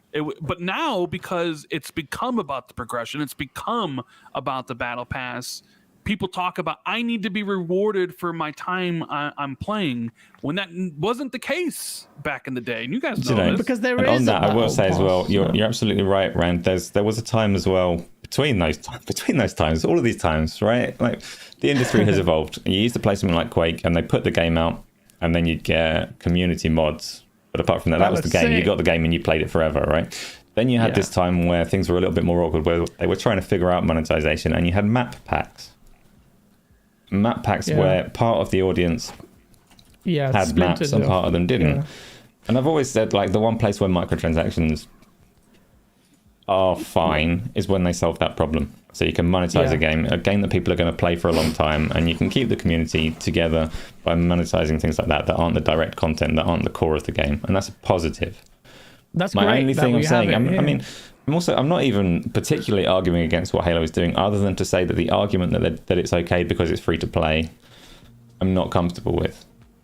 Okay. It's not so much even that I'm like hating the game. It just doesn't hold up as a like it's free to play, so they can do whatever the hell they want with it. Whoa, I didn't ask for it to be free to play. They can't do whatever the hell they want with it. I'd rather treat it as Halo, treat it as part of Halo Infinite.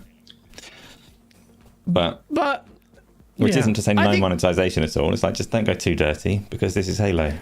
You know, exactly. Yeah, this is also people like Gaz's fault, Asa. Spending Definitely Gaz's fault. $60. I know they people, blame me for supporting the game. You're not the worst. I know people that spent $200 to unlock the battle pass on day one to get all the rewards. You know, so it's like what? People. I tried to do that, but the token system was so stupid. I was just like, and then you're right. I looked at it and the fire physics. I'm like, is it really worth it? The fire animations didn't look all that great. It'll be interesting to see their take on the weekly that free event next week. How grindy it is to get like the samurai armor and all that stuff. That's a free event. It'll be interesting to see how. But either way, like.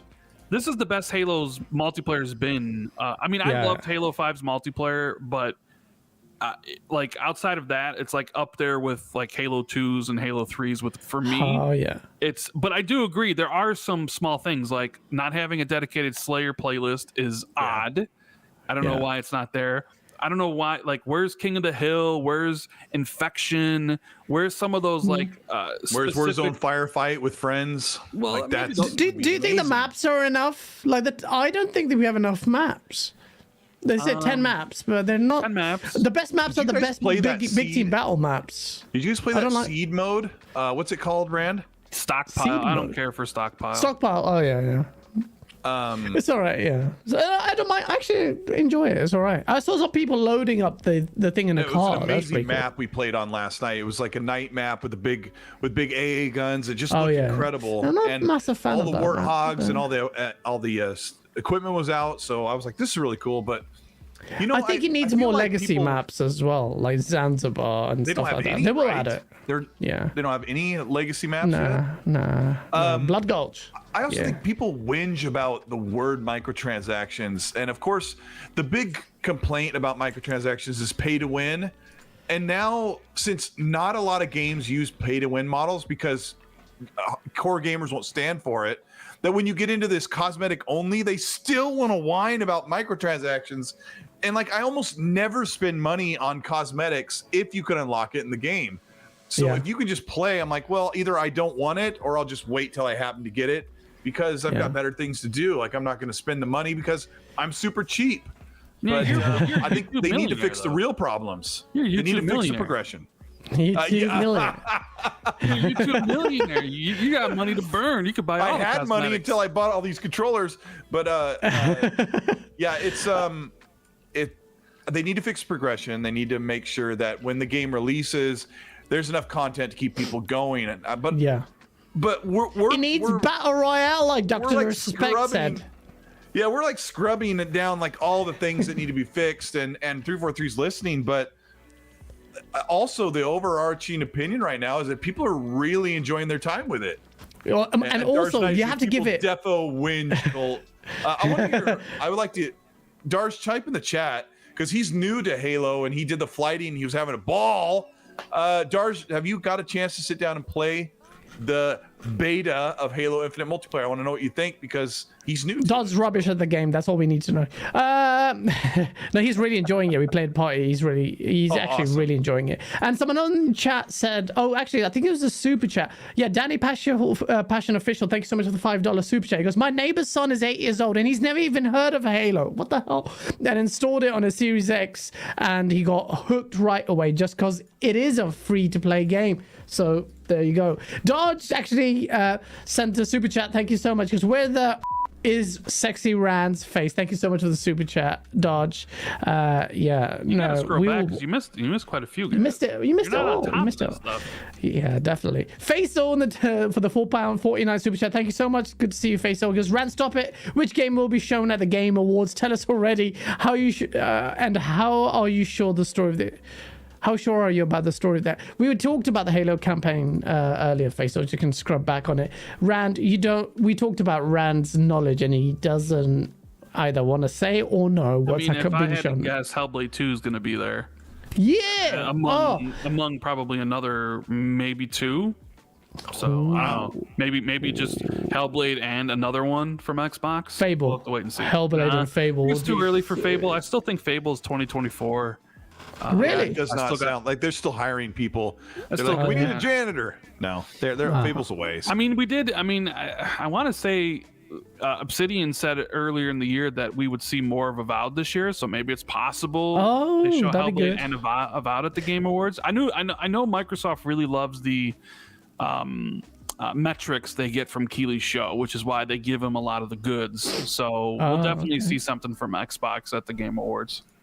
Oh, that's gonna be epic. As much as we hate it on Keighley, his show is dank.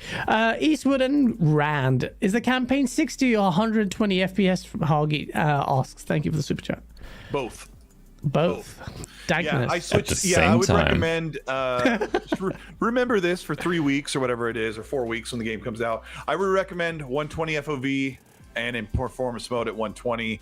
If you have a VR, Are you sure VRR it's enabled 120, set. Cole? Because I thought it was 60 in performance mode, and that's it. I thought the 120 was only available in multiplayer. I don't know where to check that, but when I checked it, I can load it up and actually check it right now. My 'Cause Xbox still on. I'm can not still- you're gonna end 100% up sure, but I playing it. thought performance was 60 and quality, I think 30. You can tell the difference dear. when you switch back and forth. Give me a second. Is Cody Eastwood going to play right now? Live demo of the Halo? Live demo. He's playing the campaign. Yeah, the let me actual put campaign. the feed up on the screen and then no. Get banned. Dean Brown, thank you so much for the £5 super chat. I feel that 343 are open to hearing constructive criticism and feedback and will make changes to the progression in the coming weeks and months for sure. They've already made the changes, no? They've already reacted quite quickly. You know what? But I'm going to let you go back to the super chats, but just on the microtransaction thing, just to clear things up. When I say that I'm against them, I'm not entirely against microtransactions. What I'm against is the kind that make Gaz go, "Ooh, it's very free to play." Okay, there's a distinction between monetizing it as a service and making people say that. That's all. Yeah. Well, yeah, I'm supporting the game. That's all I'm saying. Hoggy Channy, thank you so much for the $500 super chat. I hope 343 will include one battle pass with the campaign. Always had full games with campaign and MP. DLC's paid, so okay to charge for battle passes later. That's a fair enough point. That would go some way in redressing any concerns. I don't think it's a bad point. And I now talking to you, Asa, I remember the fact that these you remember the DLC like for Modern Warfare 2 or even Halo 3, they would segregate the player base. It was really bad. It was a problem. So this is cosmetics, man. It's cosmetics. One thing I will say though, games don't reward skill enough in terms of cosmetics, so they should have that. Like, remember in Halo 3, people, where you got one of the helmets, or maybe I don't know what it was, when you got an overkill in a ranked playlist or something. I forgot what it was. 100% it, but I forgot what that was. But I want that kind of progression. Reward a skilled player has some dank armor only skilled players can get. May make people salty, but get good. And I like Apex Legends, you have the like electricity coming down as you in red as you drop off the ship, and you're so scared, like, oh, damn, that's a Apex Predator squad, let's stay away from that. Love that stuff. Hayabusa armor, thank you, chat. Yeah, so yeah, that kind of stuff. 120.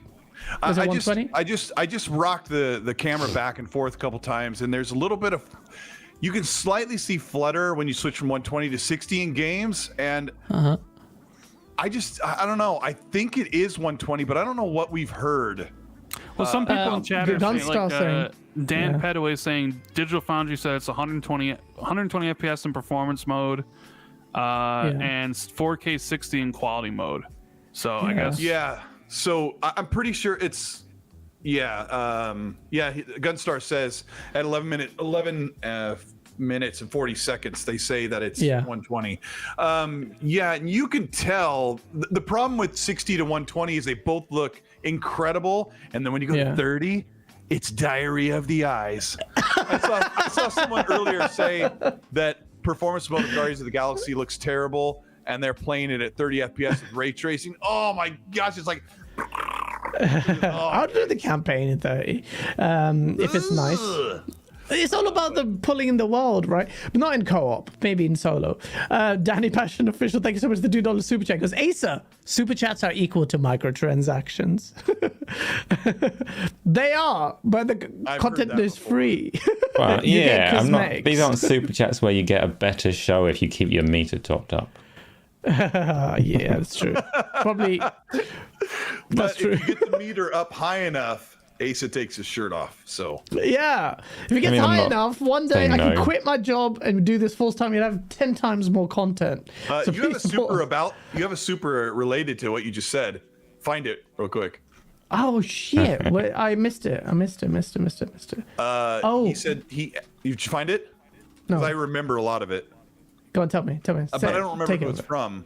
They said, Asa and Gaz, what do you two do for a living as your channel is still growing?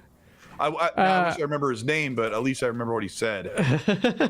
Well, you don't need to get into that. Just know that I am a prostitute to the world. You guys could answer if you guys have a job, or if you're just grinding away on a YouTube channel to provide people with the dankness. Well, people, in the interest of transparency, because we run a news aggregation platform, in terms of support and like where does the money go, it goes back into content. We spend more money every single month than we make. 100%. We don't break even yet. One day we will. And like the Source video tomorrow, I spent so much on costumes. Do I want to spoil it? Give you a very quick and that's it. That's all I am showing. No, well, I may make it clear because I look a bit dodgy, but for people who know what this is, that's what this is based on. And yeah, we do. So we do spend. We're not full-time YouTubers. I'm a property lawyer, and Asa is a full-time prostitute. I don't. Asa, you were some networking, something whiz, and now he's a full-time connoisseur of free-to-play games. Absolutely, yeah. Gaz is lying. All the money you put in, I use on consumable boosters, and then I don't even play the game. I just sit there with my feet up, going, burning that one. Oh man, ask Games Lord, you asked that question, but thank you. No, please do support us so we can actually create more content like the Source and loads of other videos. That's what you want to do. We want to do that. Jigga J, thank you so much for the $5 super chat. I can't run around those dusty ass free armors in Infinite. I had to buy something decent. I'm with you there. And not only that, I have to peacock my way on multiplayer. Look at me. I needed to get dank armors. Dance, Gaz. Give us a little something. There you go. I'm dancing for your entertainment. I'm such a clown. Dean Brown, I missed your super chat as I was going up. Thanks for reminding me. The IGN UK podcast said they unlocked skins for multiplayer during the campaign missions. They were allowed to talk about it. Is that something you saw? I swear you're not. Yeah. Rand, are we allowed to talk about that? I don't think we are, but I know that a couple. Well, no, I think we're allowed to talk about it. I just wasn't sure if we were allowed to show it in our videos. But yeah, there are. It's super tough to. There are like, how do you say it? Mjolnir armor drops in the game where they're on the they're on the map, and you go to them, and you basically are given a coding for the for your Spartan in multiplayer. So is it coding and armor pieces? I think tried to kind of keep an eye on the coding, but like I wasn't able to check to see what they were.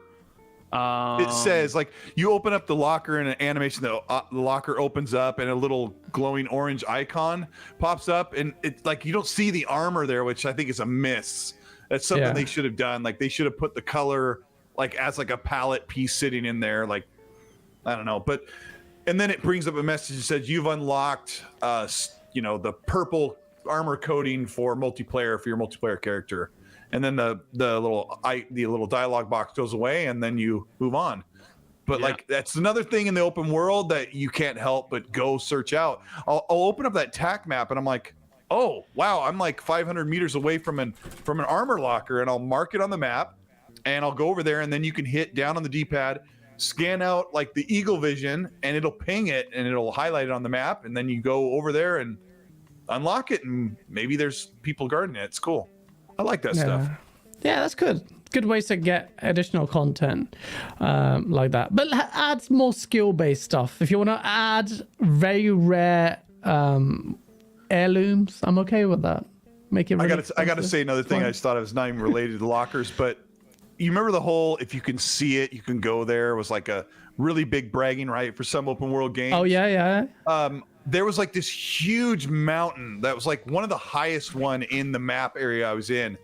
And I'm like, it's not really going to let me go up there, will it? And I grappled, and the grapple has a cooldown every 2 seconds or 3 seconds when it's upgraded. So I just grappled, and when you grapple, he kind of boosts his jump at the top of the grapple, and I just made my way all the way up the top. And there's a moment, if you pay attention in my video, like somewhere midway through or early on, where I'm at the top of that mountain, and I slowly scanned my gun around the whole entire valley because I was at one of the highest points that Master Chief could be. I also went to the very top of a structure, like a really tall structure that I can't talk about that's not covered in the stuff, but I went at the top and there was something special up there. So like exploration is like part of the skulls and stuff. There's gonna be dank stuff. I didn't say anything. I didn't say any word like that, Gaz. But yeah. I know. I'm assuming it's a skull. They put skulls in random games, but you haven't told me in crazy places. Yeah, no, it's going to be amazing. Just story and ending and biomes, please. Multiplayer, sort out the bloody region filters. You'll sort out the playlist, I'm sure, for launch. But the region filters, man, it needs more maps, in my opinion. But it's great. It's the best playing Halo in years. We're finally getting it. I'm really hyped about it. Thank you to the 320 people plus watching. We had 400 earlier. Smash the like button. We have one final topic. I want to go away from Halo just to end on this. It's good to get a bit of closure on this because we talked about this on the show quite some time ago, and it was about Scalebound and who was at fault with what happened there. For years, Xbox got the flack for Scalebound, and I'm not saying they're not they're not guilt-free, but this week Hideki Kamiya came out to apologize. Wait, what? I never noticed that. I didn't notice that either. 117 on the. That's sick. Did you notice that, Gaz? I'm sorry. No, until you just waved at to look into my controller, and it's there. Yeah, that's sick. This is a sexy controller, man. You actually said his name correctly, didn't you? Yeah, Hideki. I'm sorry. Hideki Kamiya. Yeah, So for years I said this. Okay, I said this first, but I'm never right on things. So let me be right a little bit on this. It was obvious. People were saying this. The writing was on the wall. It was Platinum Games who bit too much. Like it was too big for them. So basically, long story short, Hideki Kamiya has come out this week to say and apologize to Microsoft for their failings. And this is what he said. He goes during the interview, and this shout out to Xbox Era, by the way. These guys are great, man. They released a book, which they will send a free one to me, right? Yeah, I love you guys. But shout out to Xbox Era. They're doing great things. And I'm looking at their website now, and in the interview, he says, we weren't experienced enough and couldn't get over that wall, leading to what happened in the end. I'm sorry to Microsoft, who had placed their trust in us as a business partner. I want to apologize to both as a creator and a member of Platinum Games. There it is, ladies and gentlemen, because I remember in the show, we said we may never get the answer definitively, but it looked like it was his fault, because even then, when the Scalebound was announced, they said it was the most ambitious game they've ever made. And yet, despite the express confirmation and apology here, people said, oh, What? Why is he apologizing? It must have been Xbox's fault. Rand El Falafel, you've been sitting there quietly for quite some time. Talk to me about what is this? Because Rand, me and you, we actually have been talking for over 10 years. You just don't realize it. Back when I was a nobody. On N4G?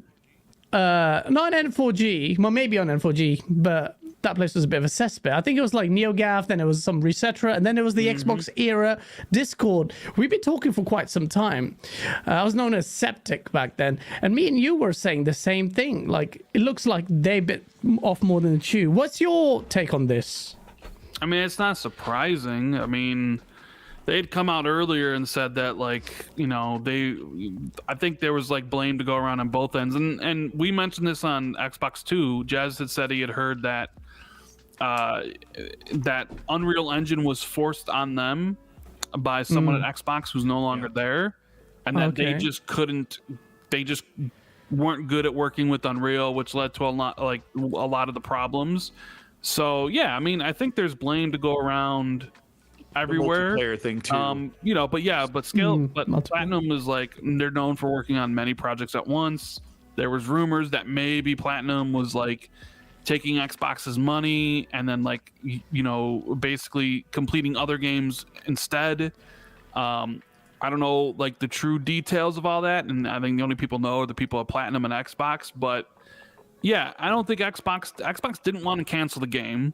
Scalebound, like Platinum didn't want the game to be canceled. It was just one of those things where it didn't work out, and it's unfortunate that it was revealed years in advance before it should have been. And we still get people coming to Xbox 2 all the time being like, Scalebound coming back, and it's like, no, dude, it's dead. It's been dead. It's not coming back. It's just an unfortunate circumstance. And I mean, I don't know. Cole, do you know what prompted the apology? I don't know. I think it was a YouTube video, or somebody asked him. Somebody was interviewing him. This isn't the first time that he has admitted that Microsoft is not to blame for Scalebound's failure. And Rand makes a good point. Like, they make multiple games. They released 4 or 5 exclusives for PlayStation while they were supposed to be delivering Scalebound for Xbox. And as far as we can, we'll just speak on assumption that Phil came in and took over. And one of the things that he did in the first couple of years was like, let's get Scalebound on track, and it wasn't. He said, all right, we're done. You're done. We're cutting ties. We wasted enough money on this. It's not happening, and it's irrecoverable. So he also said that Platinum was not so funny, like this, like 12 frames per second presentation at E3. Like, it was just chugging. Look at that. He also said that they were expected to do multiplayer, and they were not equipped to do multiplayer. And I mean, they put out a Ninja Turtles game. They put out a Transformers game. They put out a bunch of stuff. They put out Nier Automata, which was amazing. But yeah, I mean, they do work on a lot of projects, and Scalebound got the short shrift. Unreal was, as Jez has said on the podcast yesterday, he had heard was basically foisted on them by someone at Xbox, which they weren't used to using.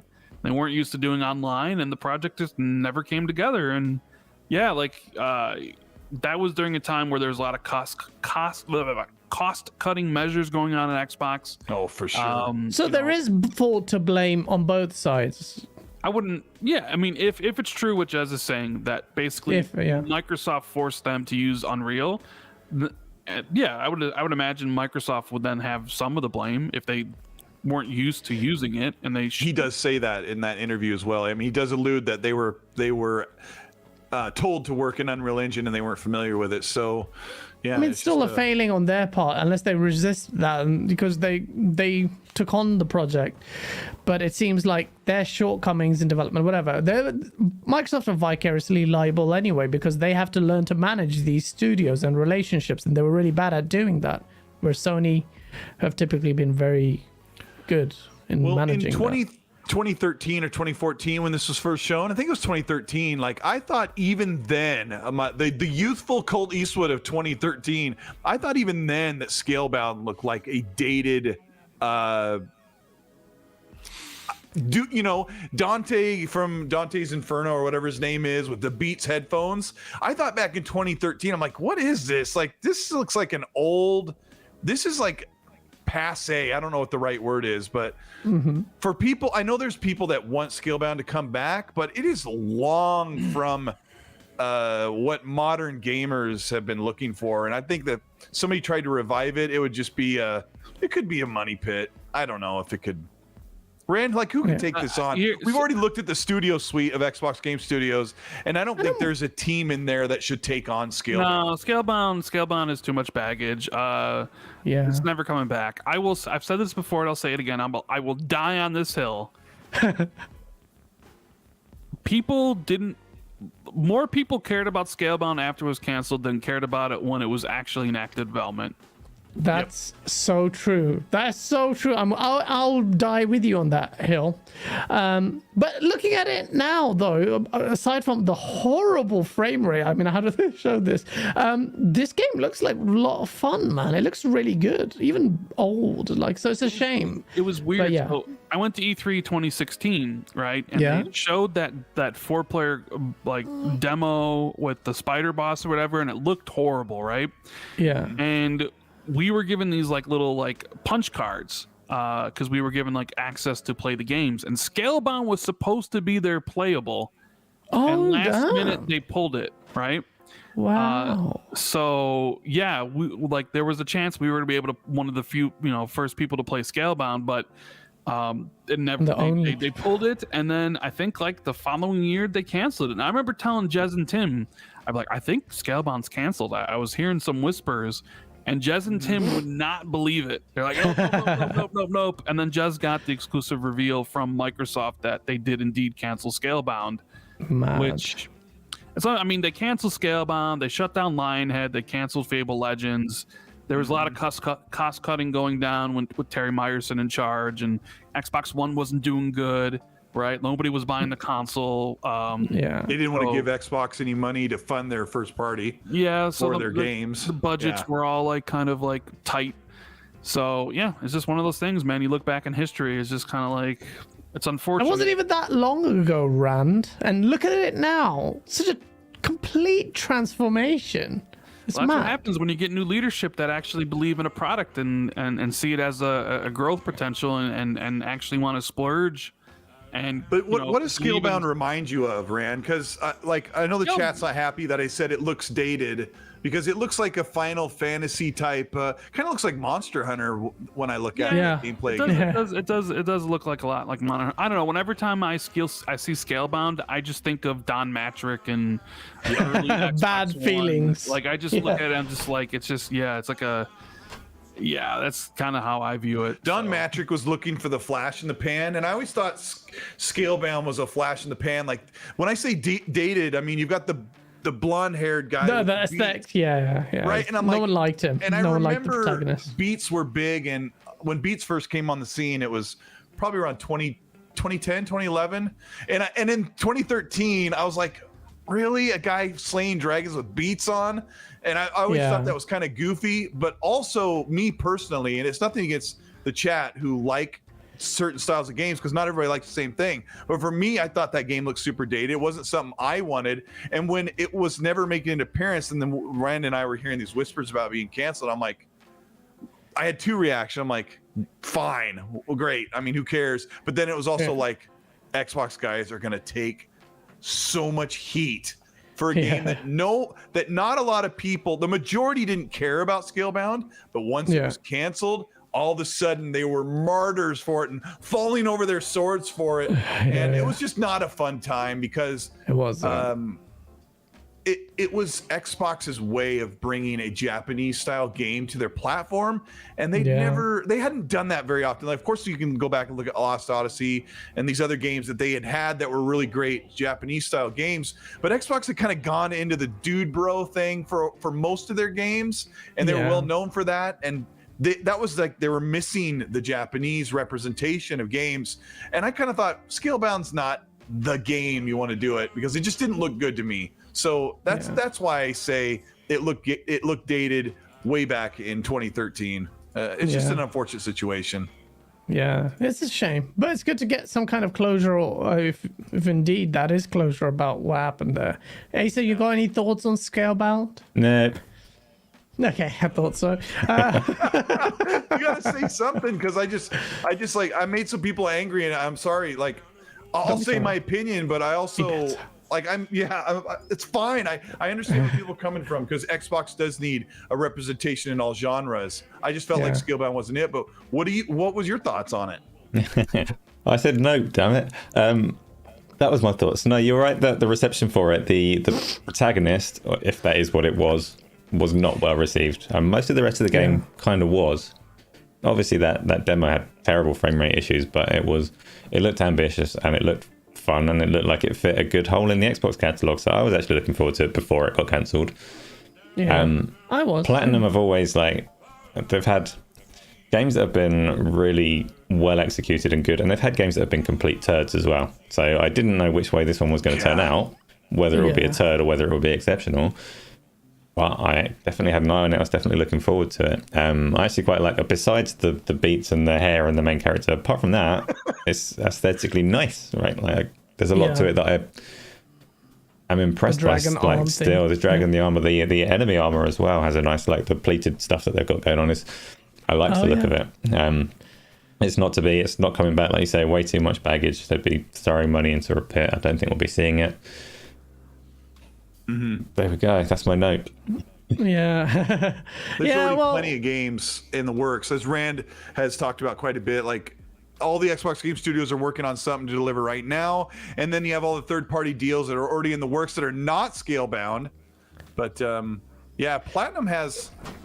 They have a funny catalog of some of the best games and some of the worst games. Yeah. Because Transformers Devastation and TMNT were, like, really critically panned and were not great games. And what else did they put out, Rand?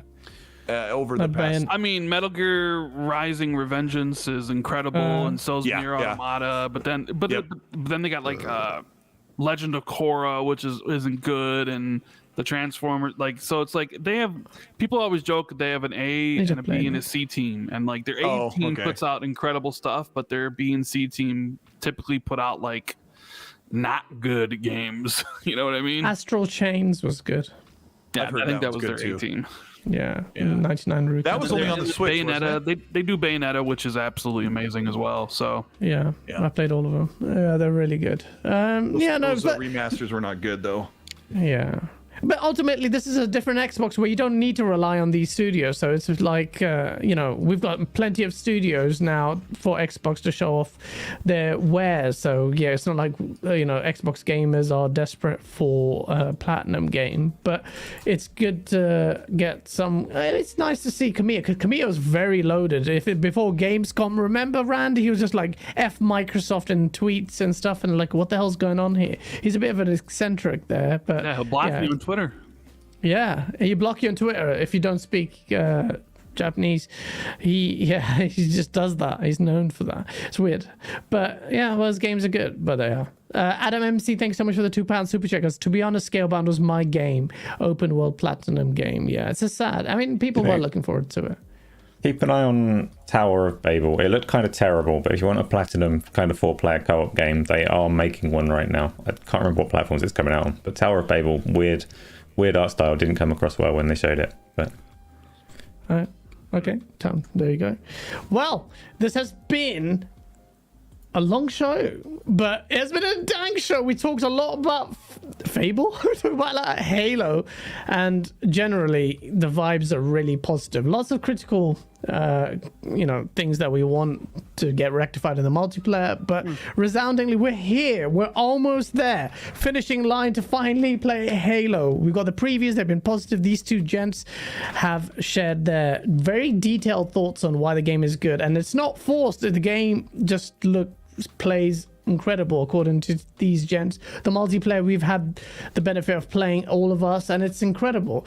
I did want to get into Battlefield because that's getting a lot of flack, which I haven't played that much. Angry Joe did a very funny video, but sad at the same time that game is not playing as it should. But I want to play it a bit more, perhaps make a video on whether or not that's good enough, because I want to go into it, but maybe for next week. For now though, thank you so much everyone for joining. Smash that like like button on your way out. If you enjoyed the show, please check out GameOnDaily.com. Subscribe, because we've got our source videos and more coming, and hopefully we can ramp up the content even more. Your support means a lot, honestly.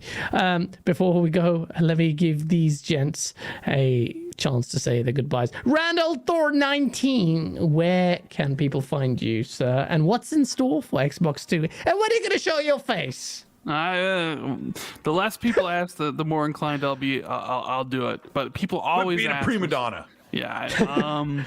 It's always good to be on here with you guys and you, Asa. Hi. And Cold Eastwood, my friend.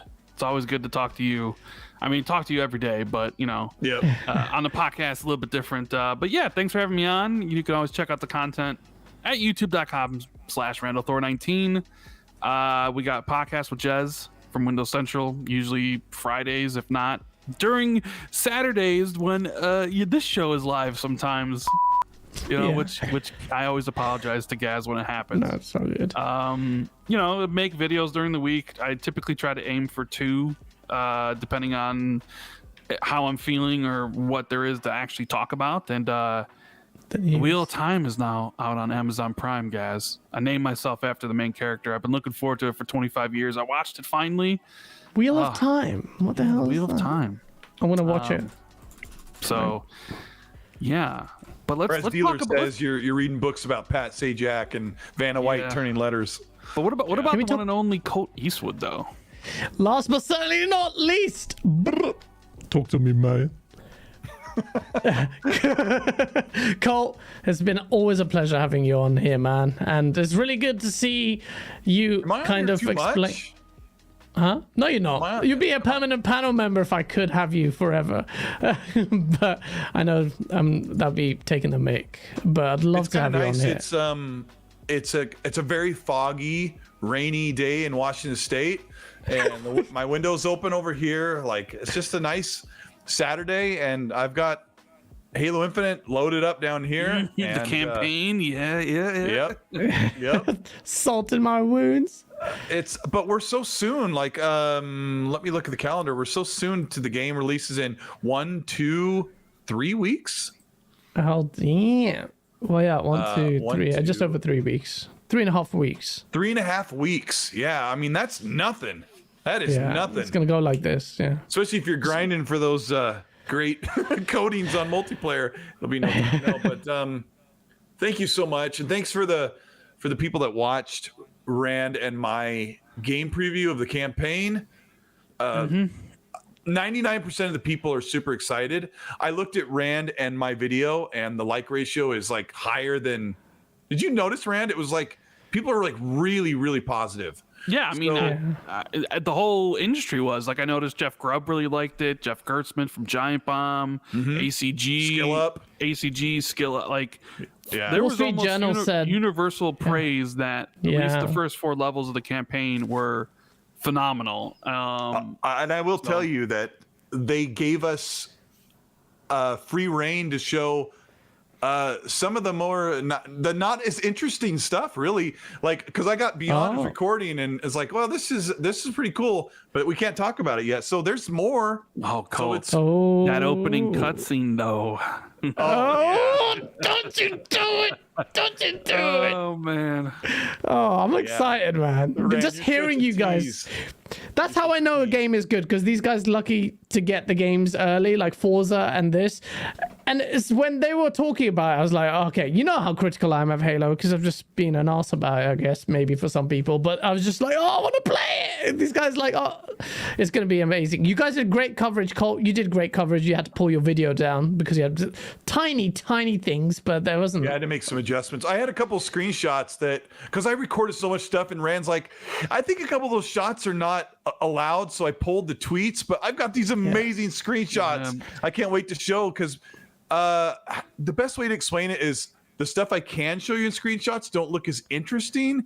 And there's more stuff in the background of the stuff that I can't show you yet. So, like, it's just like, come on, there's so much more to show.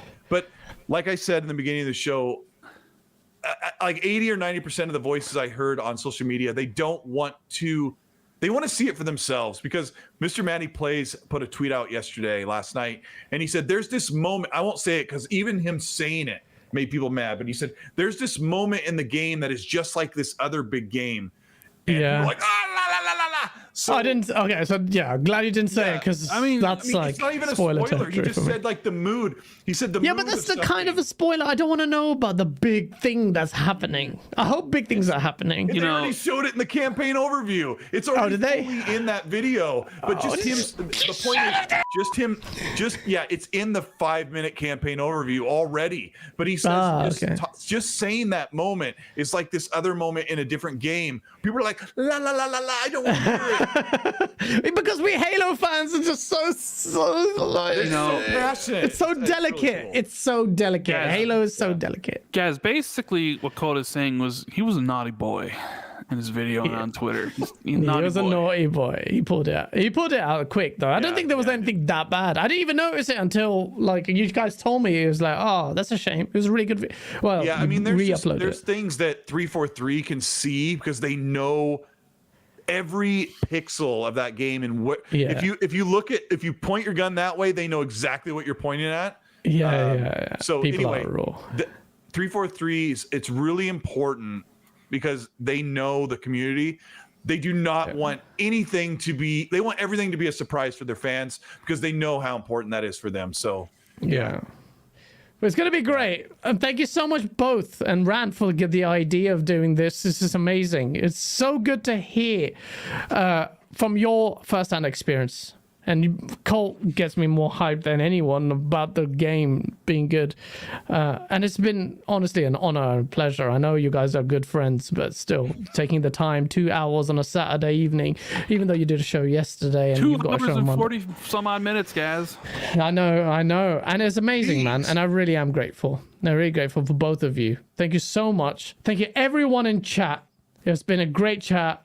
And we will see you next time. Until I do Asa's outro. He's going to do the outro. I'm going to not speak anymore. Asa, tell people where they can find you. And due to the whole outro, I don't deserve one. Go for it.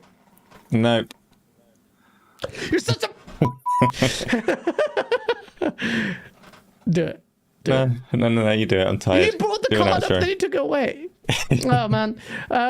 Asa streams. You can find Asa. No, don't do on my Twitch, outro. Do your on own YouTube. outro. No, you don't. No. You can find Asa on Asa_GameOnDaily everywhere. On Twitch, OnlyFans, Pornhub, all of that. Please do check him out. He's got a growing contingent on Twitch. And I did say last time our streaming stuff will be quite a place to watch. And it's getting closer and closer. If you want to see me scream and... I'm so going to get cancelled when I start streaming, so there'll be 3 streams you watch. But watch Ace's stuff, high quality stuff. Check out his channel on YouTube. One of the few places you get 4K HDR videos on dang quality. Like, I don't know how he does it. I'm not even going to try. Barely do 4K. But yeah, check us out, and we'll see you next time on GameOnDaily.